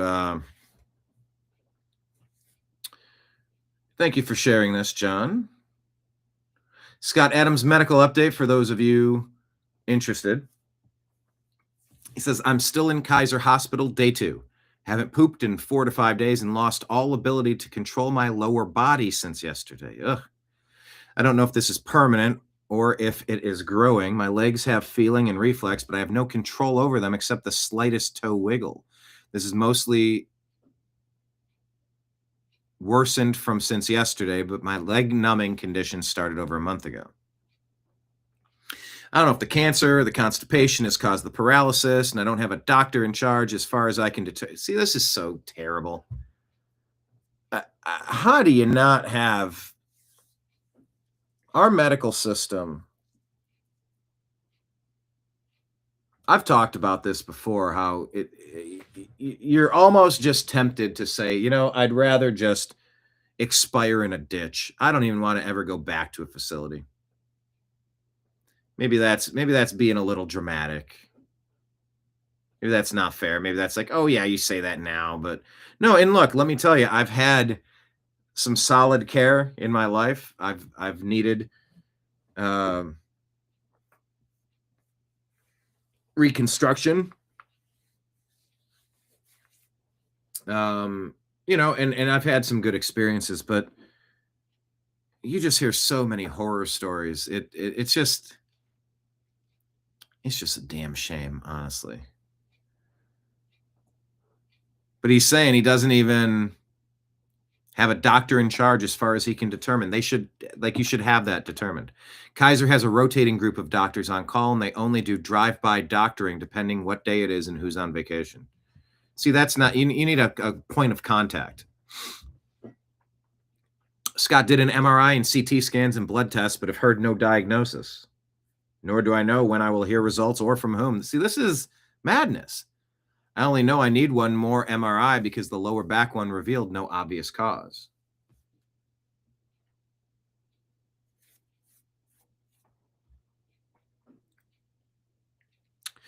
I'm now in a palliative care program, which gives me a single contact nurse to help coordinate this confusion. That looks promising. We'll see if that can help today. I think my general practitioner, oncologist, urologist, dermatologist, and a few other doctors are involved, but they are only reachable by email every day or two. I'm hoping palliative care can shortcut that. My pain is well controlled, but I'm not allowed to use the bathroom alone because I might fall, but I'm not psychologically capable of doing it while monitored. Strongest laxatives, no effect. Enema, planned. Lots of details left out, but those are the big points. Expecting the next MRI this morning, but no one who is awake can confirm. He does add, on the bright side, my left hand, my drawing hand, semi-paralysis, has mostly resolved on its own after a month of worsening. All right. Yeah. Healthcare, more like health don't care. Oh, it wouldn't let you share it. That's weird. I think I shared it from here. Did I share? Yeah, I shared it. Okay, good. All right, let's get back to the stories. Thank you for that. Appreciate the update. Back to Matt Van Swole. A 16-year-old in Charlotte, North Carolina, who was arrested and then released in October with 15 charges, has just been arrested again with this. Oh my God. His 277th criminal charge. Now, this teen charged as an adult. Charlotte Mecklenburg Police, a 16-year-old arrested for carjacking and shooting into a dwelling. Already faced 275 plus charges for car break-ins in North and South Carolina. Guess what? For the first time, due to Irina's law, say her name, Irina Zarutska. For the first time, due to Irina's law, he has been denied bond and will be tried as an adult. Elon, 277, what?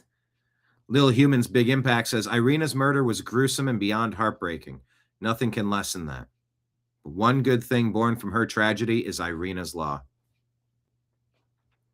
Fabio says the real scandal isn't the kid, it's the judge and prosecutor who let him walk after the first 15 charges. You need accountability for this. I agree. Representative Tim Burchett, according to the Real State of America, Tim Burchett reveals that his bill banning taxpayer dollars from going to the Taliban, that's being blocked due to a Senate staffer whose security clearance was denied by DNI Tulsi Gabbard because of his alleged relationship with, you guessed it, the Taliban. Quote, by gum, we're 38 trillion in debt, and we're sending $40 million a week to the Taliban, by gum, daggum, and buy some of my skateboards. Also, in the United States Congress doesn't have the guts to stop it, daggum it. That's pathetic. Let's fix it, daggum. I didn't know I had a Tim Burchett impersonation in my arsenal. I'm going to give myself a little bit of a golf clap. Let me take a moment here and ask, the people in the chat, daggum, how was my daggum Tim Burchett impression? On a scale of 1 to 10. Is that like, really bad, like a daggum 1.5? Or was that a daggum knocked it out of the park, like a 9.25 or a 10? Is daggum, I need to learn if I need to be better at this or stop doing it altogether, daggum. If you haven't noticed, the entire crux, the cornerstone of my Tim Burchett is to just say daggum and maybe mention skateboards. I like Tim Burchett, I'm just saying. All right, what's this one here?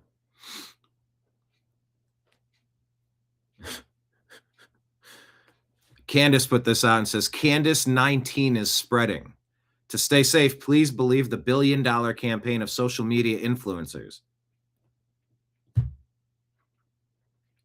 The $1 billion campaign of social media influencers reminding you to do your part and trust the feds.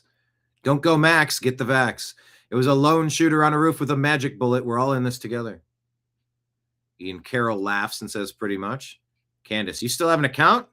For our safety, the federal government will have to ban non-expert communication. Otherwise, grandmas will die.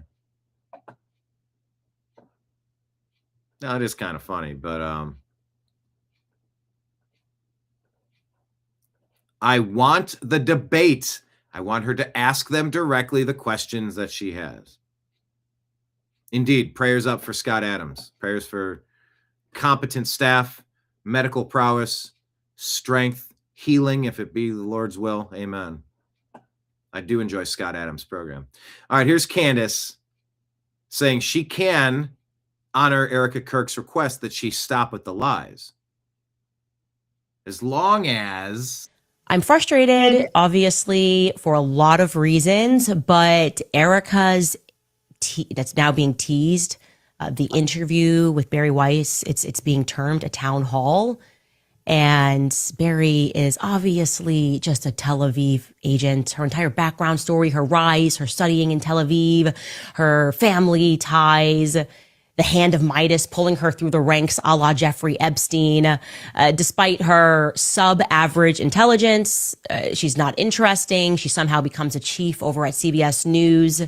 Right? This actually, what I'm saying about Barry Weiss, this gets into Tucker's quote unquote problematic speech at SAS when he jumped on stage and basically asked that question. How are all of these subpar people becoming billionaires? The rest of us have to work forever. They're not interesting. They're not talented. And they just seemingly are just getting all of this money and opportunities offered to them.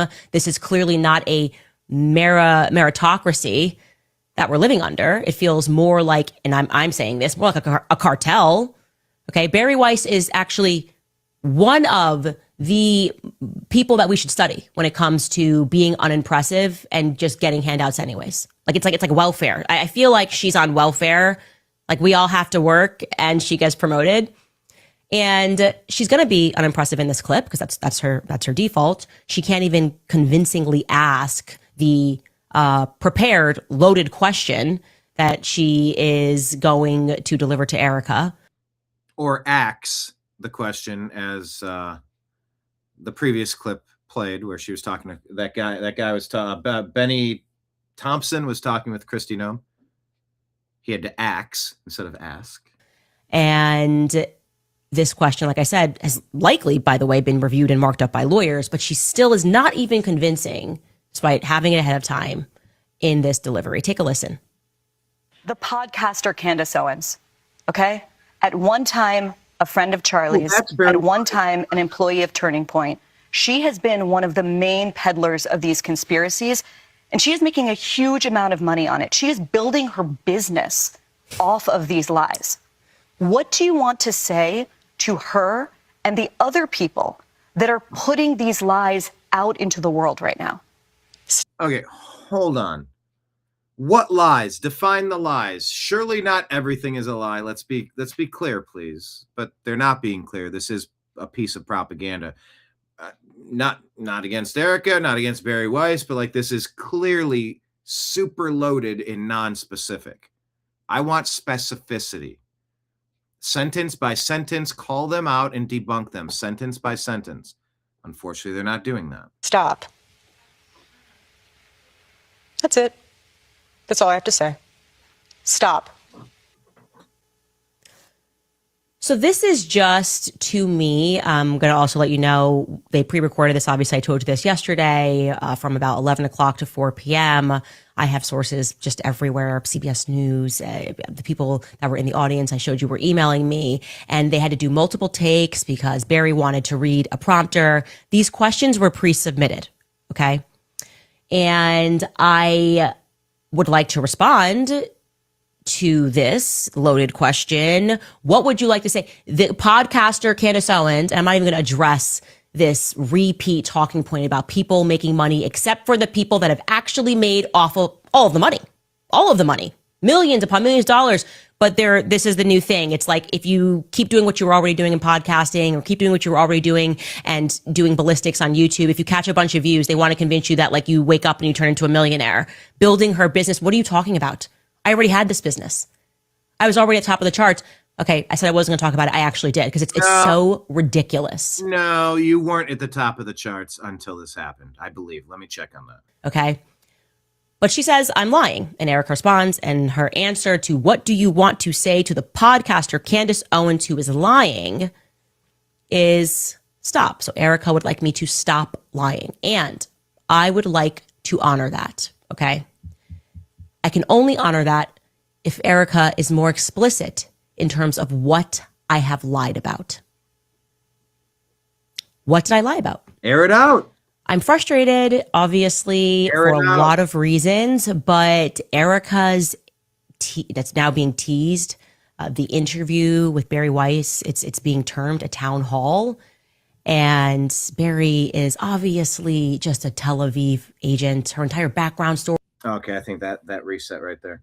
Yeah, we need specificity. Just saying all of it is a lot. All of what? Like, you sort of lose me when you can't be specific. And you invited her on and then refused to actually do the booking. That makes TPUSA look super sus. Why would you say that you're going to...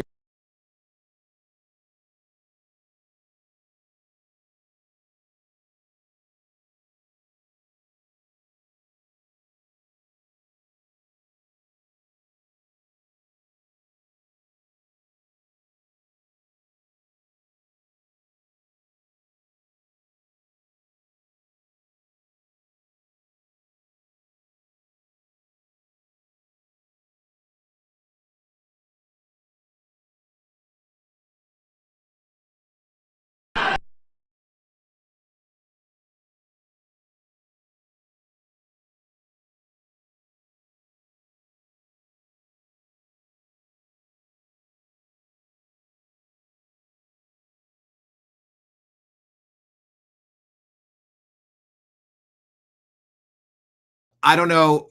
How long was I on mute? I don't know how many people were involved, but it had to be a few, in my estimation. How many people believe an official story that there was only one person involved? With all the chat rooms and all the other questions. I don't know. But Turning Point came out and made a whole show of their statement saying we're gonna bring on Candace and confront her about the lies, and we're gonna have a debate and we're gonna talk this out. Okay. Still waiting for Turning Point to figure out how to book an interview. They're choosing not to, which is not necessarily guilt in and of itself. It's just, you know, it looks super suspicious. That's for damn sure. All right. Mario Knopfel puts this clip out. This is from C-SPAN. President Trump talking about how Tom Homan is a big fan of one particular country. And Tom is very friendly with the Somalians. You know, he's doing a great job. He's a big fan. He's a big fan of Somalia. Anyway, he said, please correct that. Anyway, thank you, Tom, very much. Thank you. He's a great guy. He's done a fantastic job, and we really appreciate it. And Tom is very friendly with the Somalians. You know, he's doing a great job. He's a big fan. He's a big fan of Somalia. Yeah. Retired Roger here at the bottom. Well, Jared Howe says, absolute gold. Retired Roger says, I'm a huge fan of Somalia and the Somali community. I agree. I agree very much so. What better gift could we give that country than to send all of their illegal alien invaders of America back home to their country? All these future doctors and rocket scientists could make their country prosperous. So it can be wrong. It would be wrong for the USA to continue hoarding them. That's an excellent point. Excellent point. Solid analysis. Hey, Power Profiles reminds us, never forget Gavin Newsom's reaction when Charlie Kirk exposed him on his own show. Here's a guy who makes 25 times more money than I do. Ooh, you make 25 times more money than you do. And sitting here with a jacket, and I'm sitting here with a jacket. Oh, wow, he's got a jacket, does he, Gavin? Here with a That's right, and you control the 5th largest economy on the planet. And you control the 5th largest economy on the planet. And I like the crossed arms. That is that's a tell. That's nonverbal communication. Don't control, the people control the 5th. The people control the 5th. No, they don't. No, they don't. You do, and you're corkscrewing it into the ground. Largest economy, and by the way, proud that you know it's a $3.89 trillion declining economy. Population. But it's a declining population. I fled. Many great people fled. Oh, the population went up last year. Population went up last year. Yeah, because of the illegal border. We'll talk about that later. Because of the illegal order, you're holding on to population. Yeah, the illegal border crossings. I got a whole thing on that. Here's a guy. Yeah, well done. This round goes to Charlie Button. Agreed.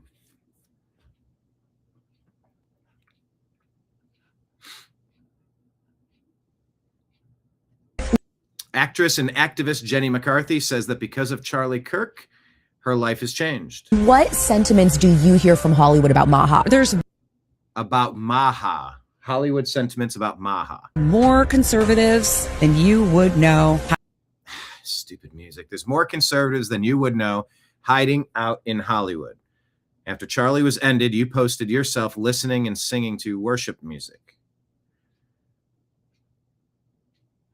She says, when he was shot, look at how many people came closer to God, including myself even. I completely surrendered when he passed. I'm so devoted.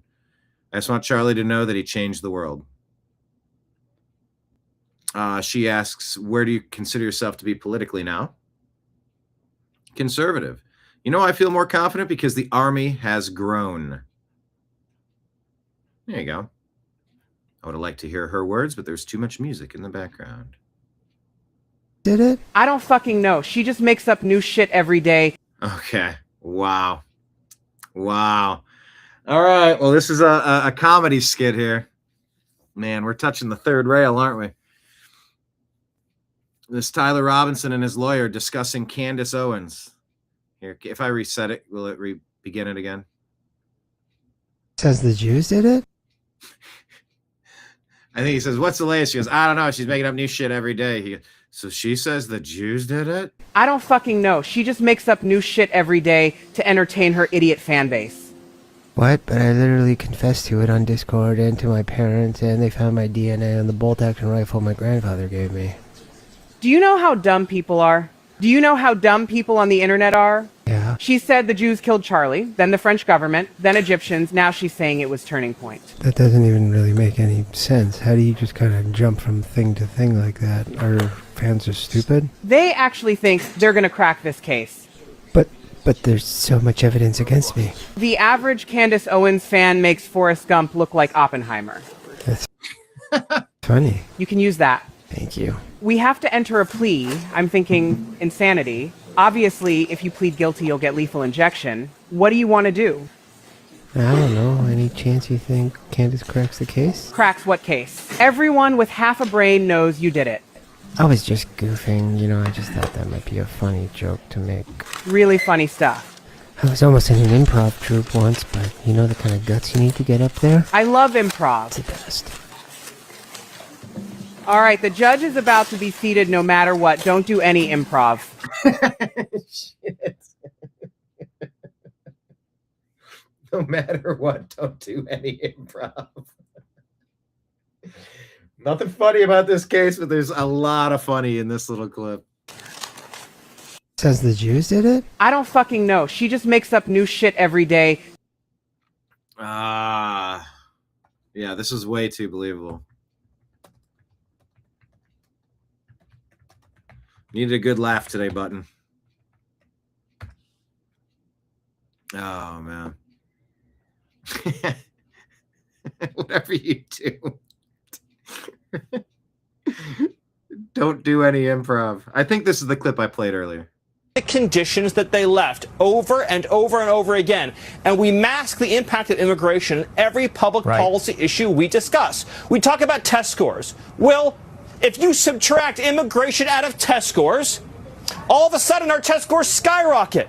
If you subtract immigration out of healthcare, all of a sudden we don't have nearly the size of the healthcare challenges our country faces. If you subtract immigration out of public safety, all of a sudden we don't have violent crime in so many of our cities. Issue after issue, we talk about these things that they just happen to us. The schools just suddenly fail. Violent crime just suddenly explodes. The deficit just suddenly skyrockets. These are a result of social policy choices that we made through immigration. And Stephen, the conditions that they left over and over and over again. And we mask the impact of immigration in every public policy issue we discuss. Yep.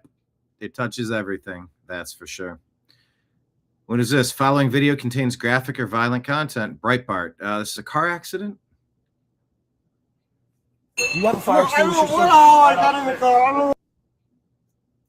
Suspect allegedly stole a vehicle, crashed it minutes later. At the scene of the crash, suspect claimed he was teleported into the vehicle and later thanked an officer for saving him from the aliens. I teleported or something. Where'd you get the car from? I don't know. I don't know. It's Calvin. I don't know. I teleported. Officer, where's your fire? I don't know. I teleported. Come over here. Give me just 1 second. Yeah. You saved me from the aliens. Bro, You saved me from the aliens.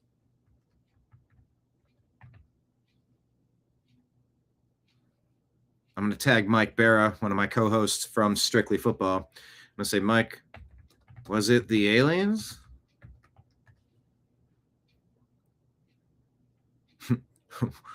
What in the Joe Biden is going on here? LSD. He teleported from Mexico to the U.S. Breitbart reporting here that at nearly every Somali household with children is on welfare. Why are we doing this? Asks Breitbart.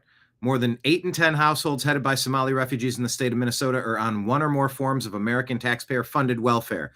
New data published by the Center for Immigration Studies reveals. Holy crap. You're not coming here to help. You're coming to take. You're chewing up all the crops. The data, based on 10 years of data from the Census Bureau's American Community Survey ACS, shows drastic disparities between native-born American citizen households and Somali-born households in Minnesota. where nearly 80,000 residents have Somali ancestry compared to 0 who had Somali ancestry in 1990. In particular, the data shows that 81% of Minnesota households headed by Somali refugees are on one or more forms of welfare, including 27% on cash welfare, 54% on food stamps, 73% on Medicaid. Compare this massive welfare use to native-born Americans residing in Minnesota, whereas only 21% of whom are on one or more forms of welfare. Just 6% on cash welfare, 7% on food stamps, 18% on Medicaid. Old school, send them home. This failed experiment is over. Send them back. Should we open up their gifts or her gifts or send them back? Our grandma got run over by a reindeer. Remember this gem from Angry Kamala Harris? How dare we speak Merry Christmas? How dare we? How dare we speak Merry Christmas? Yeah, I'm good. I don't need to be lectured by you ever, lady. Well, guess what? We're saying Merry Christmas again. There you go. Rocking around the Christmas tree. In Home Alone. Yeah, it looks nice. That looks awesome. Actually. Whoop, Trump's talking. Good. Merry Christmas to all, and to all a good fright. Ooh. Merry Christmas. How dare we? Nah, I'm good. I'm going to say Merry Christmas even louder for those of you in Rio Linda, California. I'm holding for you in my formerly nicotine-stained hand. Right here, it is a proclamation that says, Merry Christmas. A proclamation that says, Merry Christmas. For those of you in Rio Linda, California. Yeah, type Merry Christmas in the comments, shall we? Yeah, I'm going to do that. Merry Christmas button.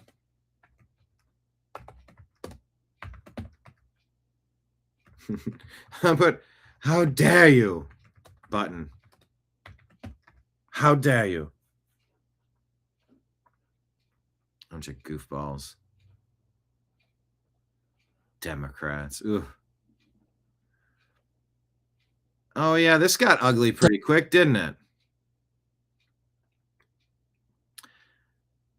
Well, let's listen to the clip of Gavin Newsom. We didn't get into trans sports. That's an issue no one wants to hear about because 80% of the people listening disagree with my position on 80% of the people. No, it's more than 80% of the people don't want women to be beat up by dudes in sports. No, it's not 80. It's more than 80. this. But it comes from my heart, not just my head. Your heart wants to see dudes beat up chicks. You're a weirdo. It wasn't a political evolution. It was position being that I don't think it's I want to see trans kids. I have a trans godson. I want to see trans kids. I was talking with Bob about this. I'm trying to remember, was it on air, off air, before air? There's Trash Panda. Merry Christmas. Gavin, I want to see trans kids. I have a grandson who's a trans kid. Okay. I have a grandson who's in a wheelchair. I want to see kids in wheelchairs. No, you don't. You want to protect them from that. No, there's no governor that's signed more pro-trans legislation than I have, and no one has been a stronger advocate for the LGBTQ community. So we didn't get into trans sport. If you have a grandson who is in a wheelchair because of a car accident, you don't want to see more kids in wheelchairs because you love your grandson, right?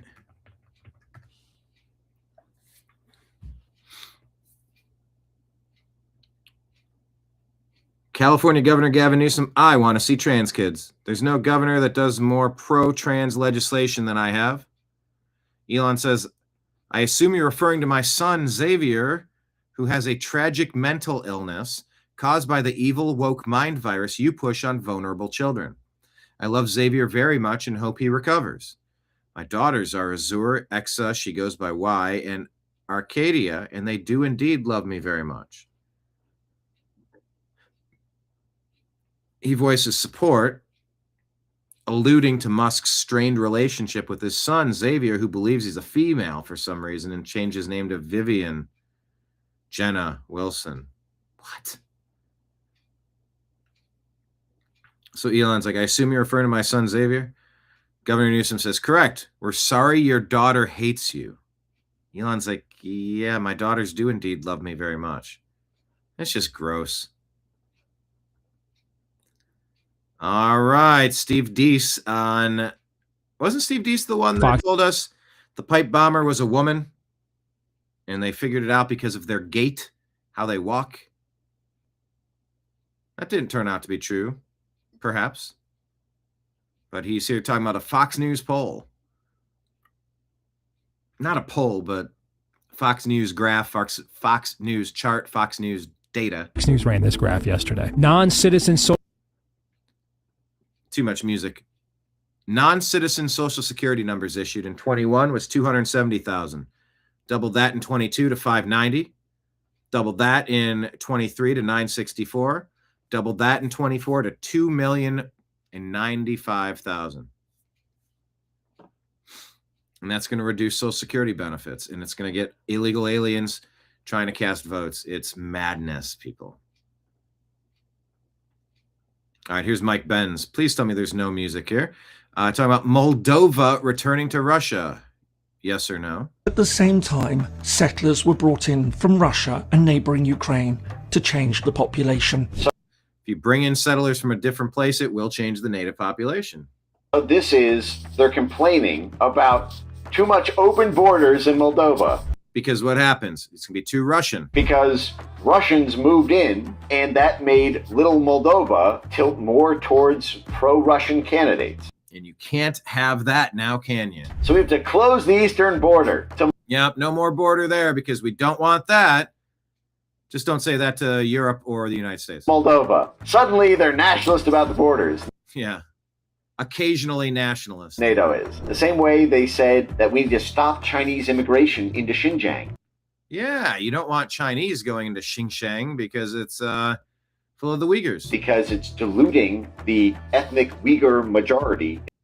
And the Uyghurs have been mostly banned because they consider Islam to be non-compatible with their culture because, as Bob France said, and many other people say, it's less a religion than it is a political ideology of invasion and conquering that uses religion as the tool to do so. In the Uyghur Autonomous Zone. So they're closed borders about Xinjiang. Occasionally, closed borders make sense if all of the proper boxes are checked or something. Closed borders about Moldova. But open the borders here. Open the borders in Ireland. Open the borders in Hungary. See how they don't give a flying about open borders and... Nope. Immigration. Immigration is a big problem. Remember, what... It's a massive problem. It's not a net positive. What is in the first line of the U.S. State Department Moldova Integrated Country Strategy? I don't know. What was it? Under Joe Biden. They want to stop out-migration. No more out-migration. They want to keep the ethnic blocks. Okay, you don't want to change the demographics. They want to stop in-migration from Russia. Yep, because it's going to change the country. And stop out-migration of the ethnic Romanians. I mean, come on. It's sick. But the same... Come on. Immigration is a weapon. That's a good comment right there. Immigration. I don't know. What was her name? She said it rhymes with the female body part. Moldova? Gipple. Gipple. Gipple. Dolores!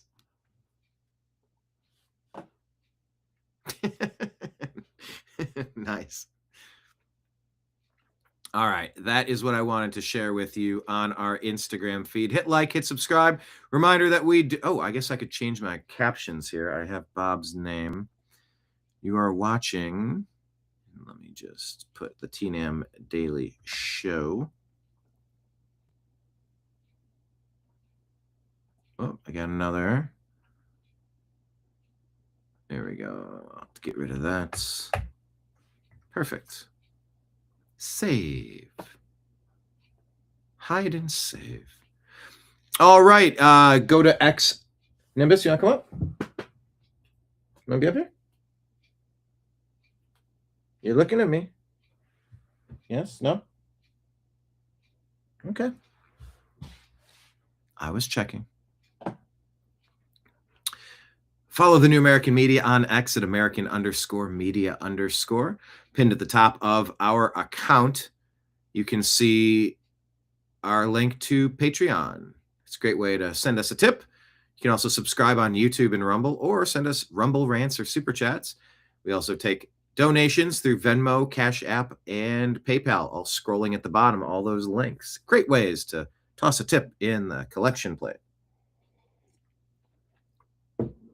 Marion says, I think Gavin used too much hairspray and it's affected his brain. I mean, right?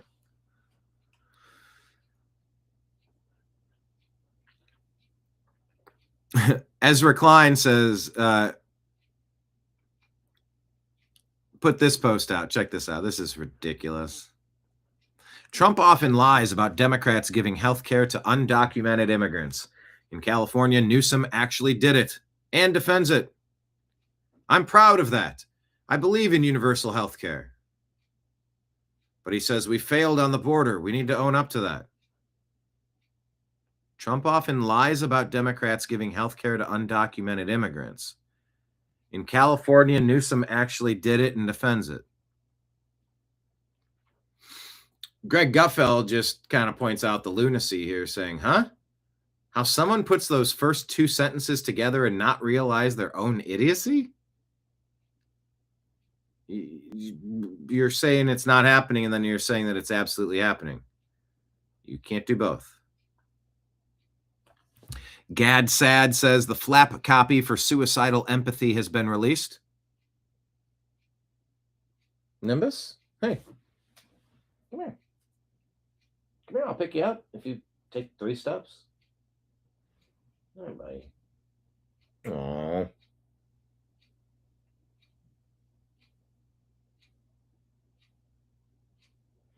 I got to give him some chin scritches here, leaning off to the side. Ugh, okay.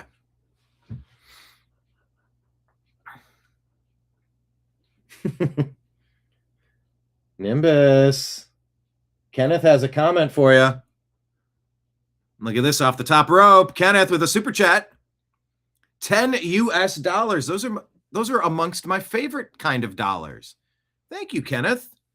We appreciate you. He says, more on the way if we get Nimbus to say me how. Let me see if I can do it. Ready?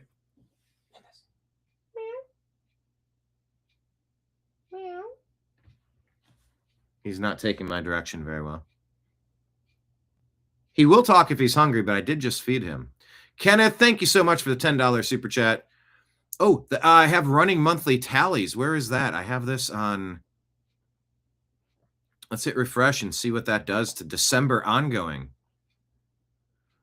Okay, we'll take a look. We are $2.86 shy of matching November, which was down 24 from October, which was also down 24 from September. September was the high month so far. So we're just $3 off from this matching November already here in the month of December. So, hey, if these trends continue, Disco Stew doesn't advertise.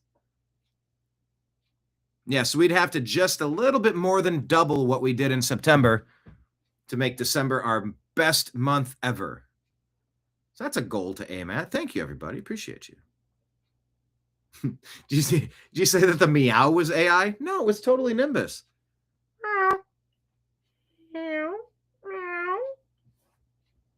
I gotta work on my cat noises. Thank you, sir. Appreciate you. So GadSad says the flap copy for Suicidal Empathy is released, as has the subtle Dying to Be Kind. Earlier today, the front cover was set and pre-order should be available soon. Elon says this is a great title and subtitle.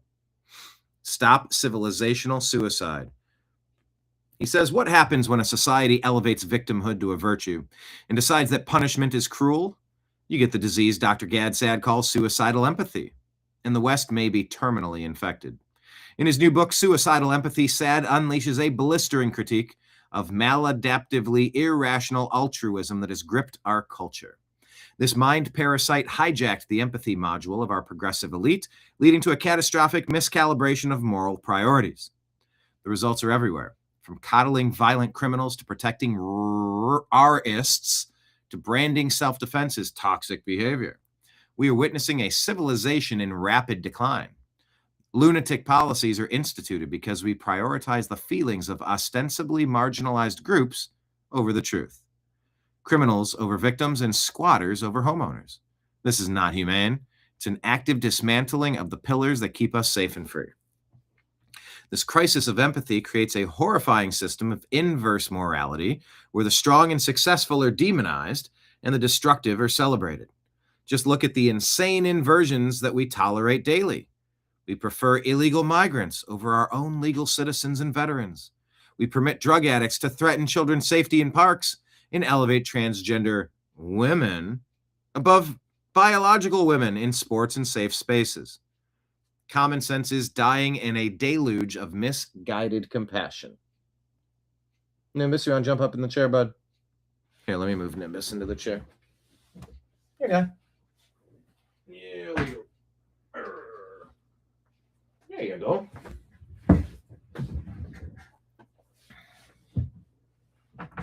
Suicidal empathy is your wake-up call. Stop ignoring your survival instincts in the name of political correctness. This isn't just misguided policy. It is the ultimate expression of a culture actively choosing its own demise.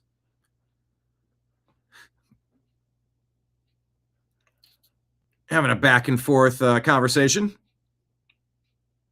with I Red Cap I. Or L Red Capel, I Red Cap I don't know. About benefits and making sure that you don't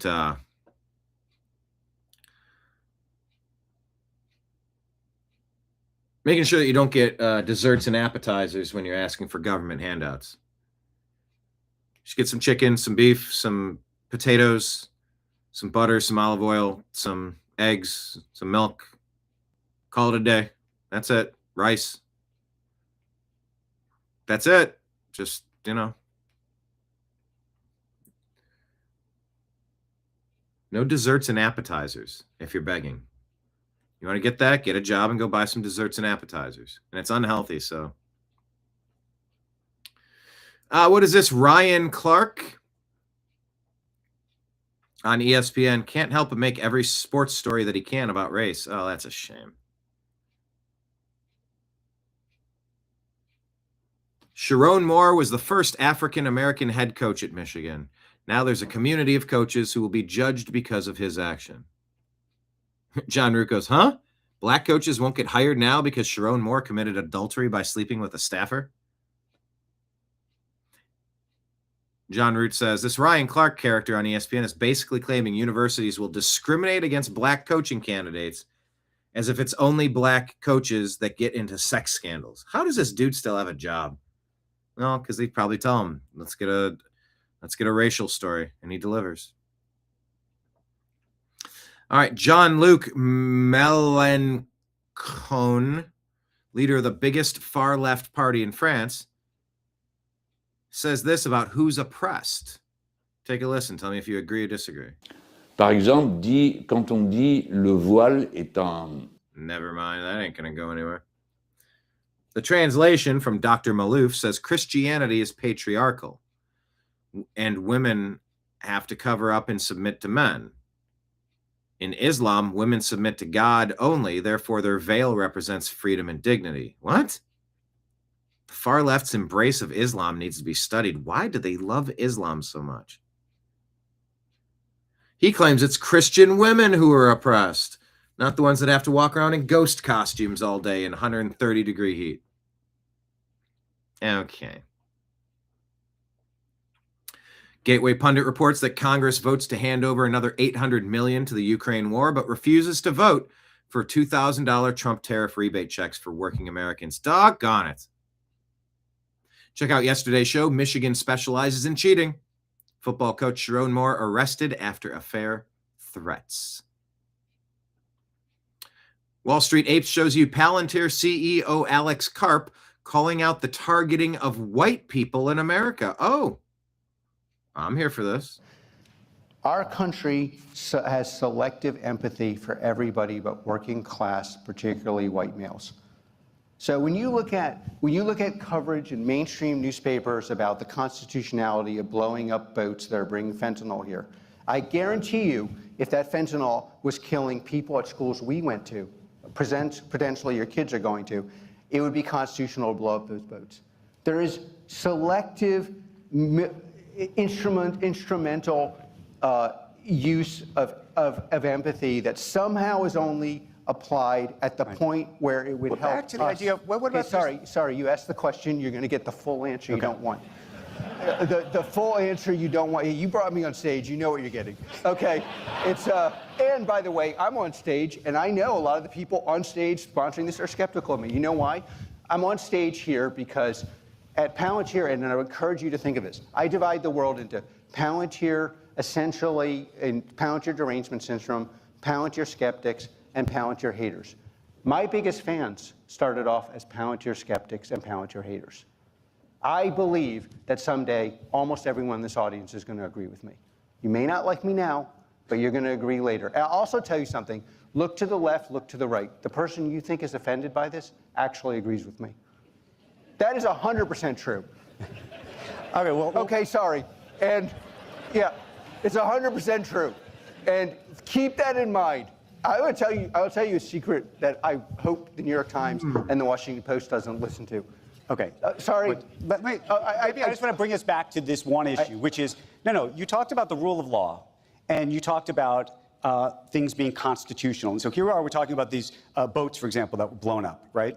And whether you have empathy for them or not, given the folks who are getting killed by fentanyl, the question is whether this is being done on a constitutional basis and being done in the right way. Well, and if it's not being done in the right way, well, how do you feel about that? Of course, but part of the reason why I like this questioning is the more constitutional you want to make it, the more precise you want to make it, the more you're going to need my product. So you keep pushing on making it constitutional. I'm totally supportive of that. You know, a constitutional, you would need to understand where the things are going, how are they going, under what conditions, where do they belong. But I'm asking you just as a person, on a sort of a moral basis, as a human, when you see people, young people, mothers and fathers and families getting ripped apart with the masks on, with the ICE folks. So you think of that? Of course, but at this point you're abusing empathy, because I of course don't like that. No one likes that. No American. Can't hold still. Yeah, he's very fidgety. But it's true. Our country has selective empathy for everybody but working class, particularly white males. Okay.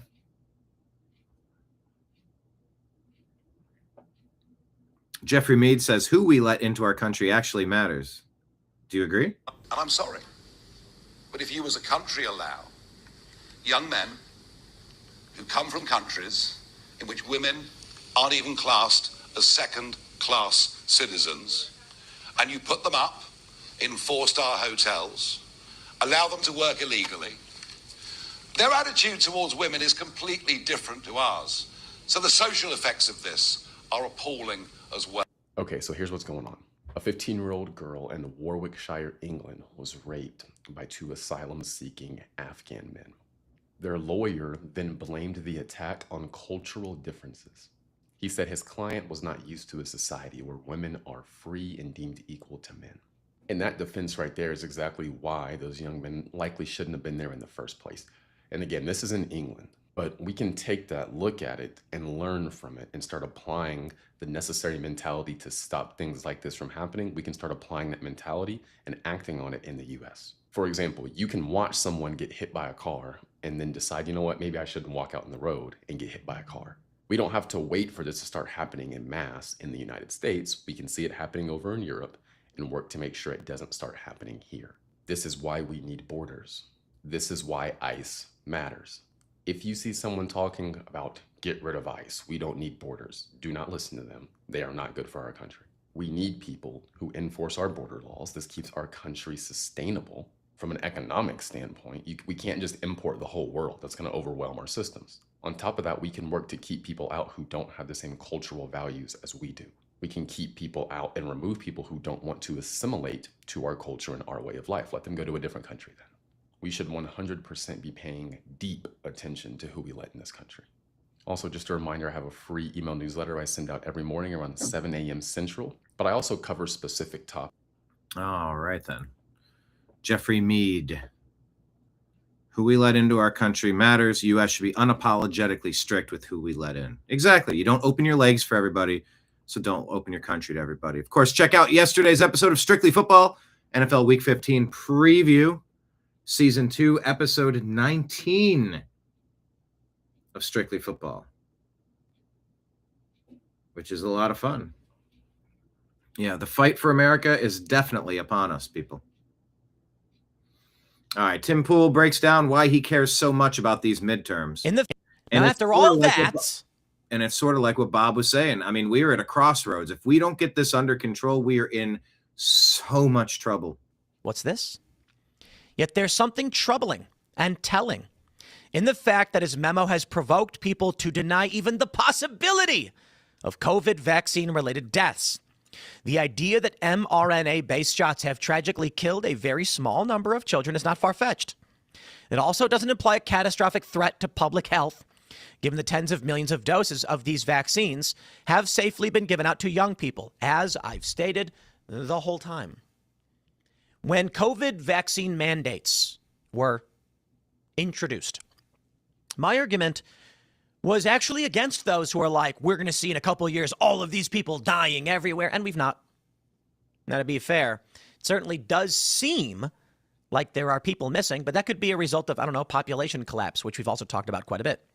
We have not seen evidence of tens of millions of people or even 100 million people dropping dead mysteriously.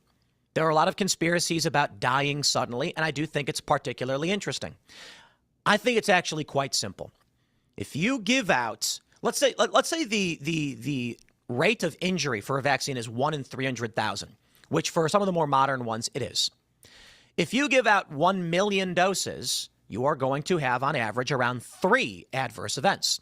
Now, just 1 million doses spread across the country, no one's really going to report on some dude who fainted while playing soccer. It's just one guy. But if you give out not just 1 million, but 200 million, then 200 million boosters, then 200 million boosters, now we're talking about thousands of people. And when thousands of people start having adverse events, it pops up in the news and people say, hey, wait a minute, why are we seeing so much of this? YouTube, big tech, and all the platforms then began to censor and ban anybody who dared talk about it. Yep. Because they think you're stupid. They go on to say, now in a moment when public health in America is under existential threat, this insistence that no evidence exists for vaccine-related death risks adding to the crisis. I agree. Now, Atlantic, why didn't you say all this during the lockdowns? No public health authorities deny that COVID shots can have some ill effects. Adverse reactions are possible with all medical interventions.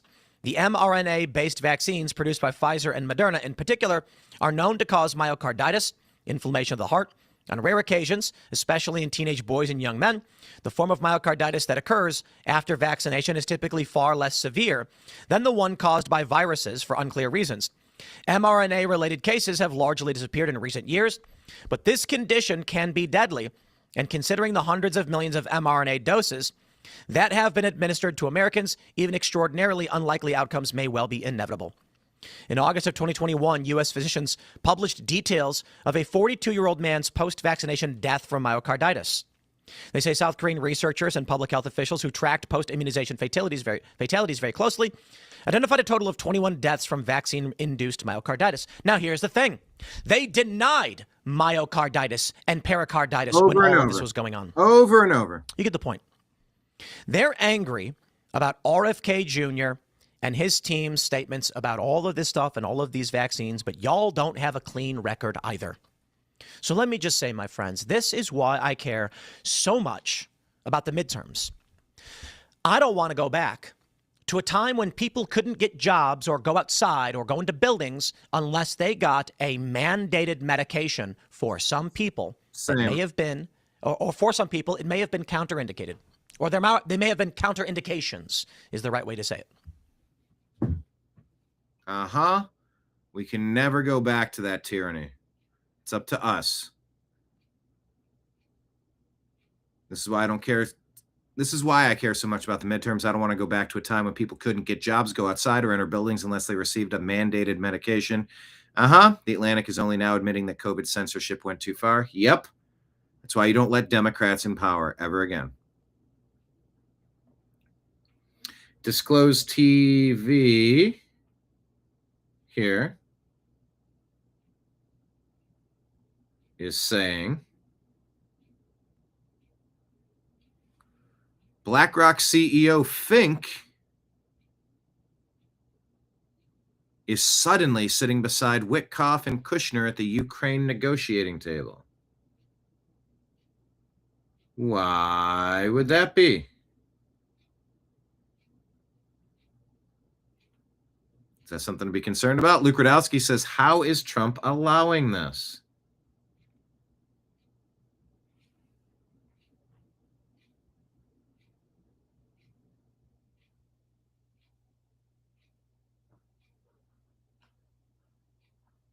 Elon shows us this cartoon.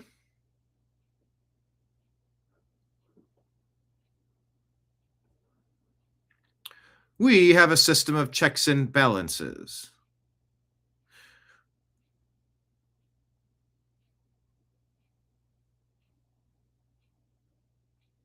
Hang on, is this the same guy?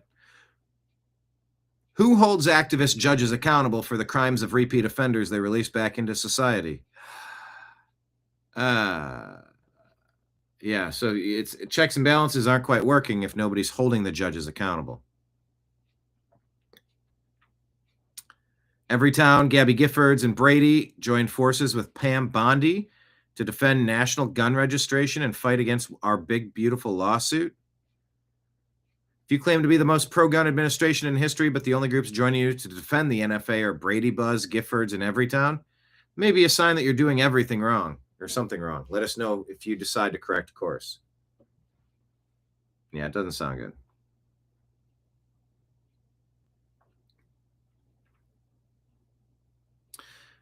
This is a veteran allegedly detained by ICE. I identified myself as a citizen and a veteran. Agents smashed my windows, sprayed tear gas, pepper spray into my car, dragged me out even after I complied, taken to the detention center and held for 3 days without charges. No phone call, no lawyer, no medical care, even though my skin burned from the chemicals, he claims. Elijah the Middleborn says, I'm glad that after trying to destroy Marine veteran Daniel Penny's life for protecting civilians, Democrats have finally found a veteran they can rally around. One who was guarding a pot farm using illegal immigrant child labor. Okay. Joshua Steinman says, hey, haven't gotten a raise? Deportations. Friend's house got robbed? How about deportations? 35 kids in your daughter's third grade class. Deportations. Recent graduate and you can't get a job? Deportations. Emergency room packed? Deportations. Simple equation solves everything. Leading report here is saying that between 2021 and 24, U.S. foreign-born population accounted for more than 60% of rental demand growth, per HUD Secretary Scott Turner. Wow. Under Biden, 60% of rental demand growth was because of illegal aliens.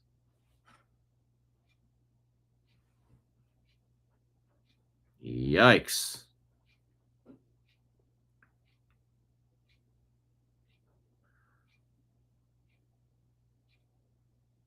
All right, what is this?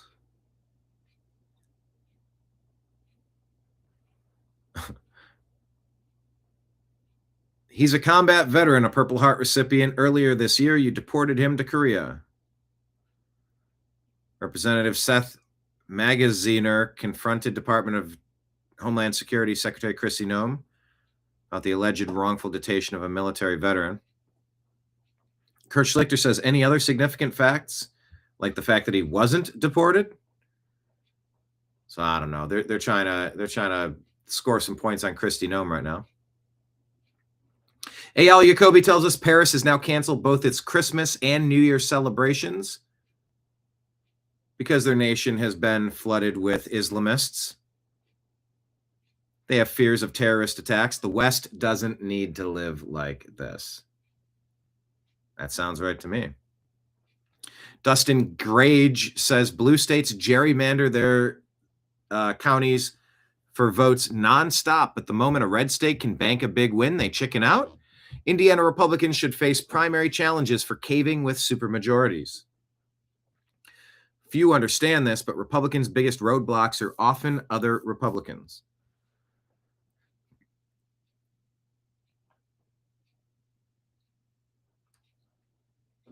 Derek Evans tells us the U.S. Senate rejects Republican proposed solution for Obamacare 51-48. This would have given money directly to the American people in HSA accounts as opposed to giving it directly to big insurance companies. Laura Ingram says every Republican read this. Laura Ingram also says the cultural suicide of Europe continues. Paris cancels beloved New Year's concert too. Security concerns. France bolsters Christmas market security. Try that again. France bolsters Christmas market security over very high terror threat. What a mess. Amuse says Indiana redistricting. Brushewitz says 21 Indiana Republicans. Cade a clean redistricting map after promises of cash from the Senate President Roderick Bray and GOP consultants. Democrats win and Trump gets stabbed in the back.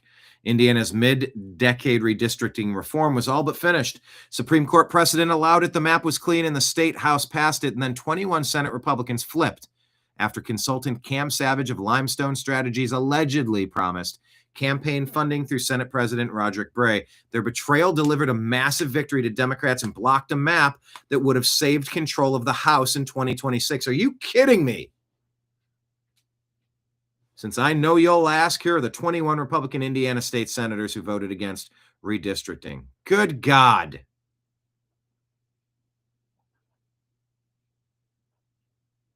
Shame. Eric Daughtry says it was just confirmed the U.S. deficit plummeted 53% over the past year amidst President Trump's tariffs. Deficit $367 billion to now $193. All right. And this should be retweeted millions of times. Donald Trump Jr. says, if Indiana Republicans side with these never-Trumpers to do the dirty work of Democrats, I'll be spending a lot of time in Indiana next year campaigning against every single one of them. P.S. These rhino consultants sabotaging MAGA need to be rooted out of the GOP.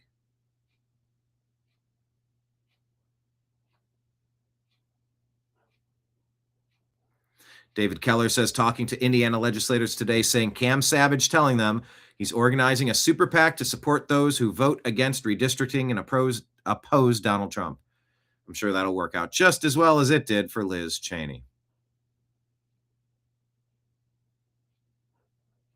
U.S. House passes a $900 billion military spending bill. And Ukraine gets $800 million. Israel gets $692 million. Did you vote for this?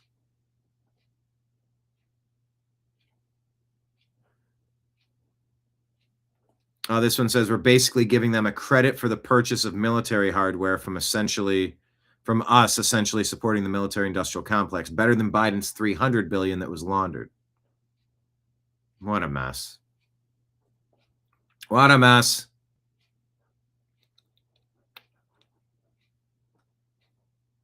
And that is what I wanted to share with you today.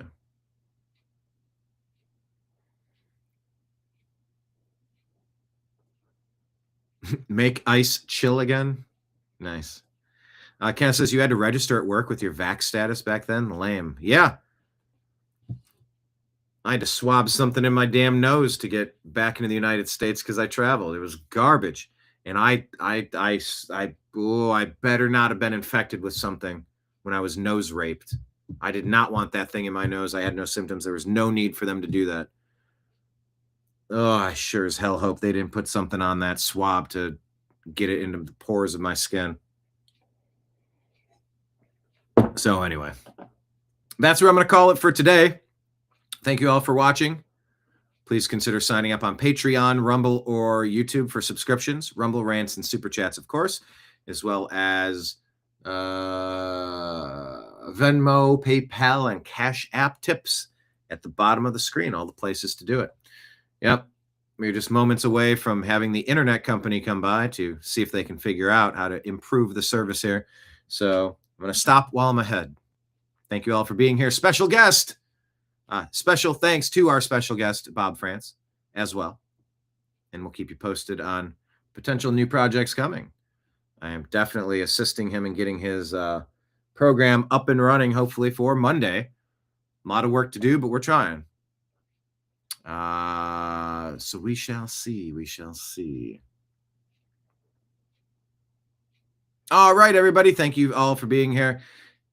Maybe a show tomorrow, maybe not. Not entirely certain. Probably live streaming on Sunday for the Browns game against the Bears. And then I'll definitely be back on Monday at noon Eastern time for the TNAM Daily Show. On behalf of everybody out here in the TNAM universe, thank you, Marion, Kenneth, Lake Leon, John, everybody else out there. I appreciate you. I love you. And we will talk to you again soon. Take care, everybody. Peace.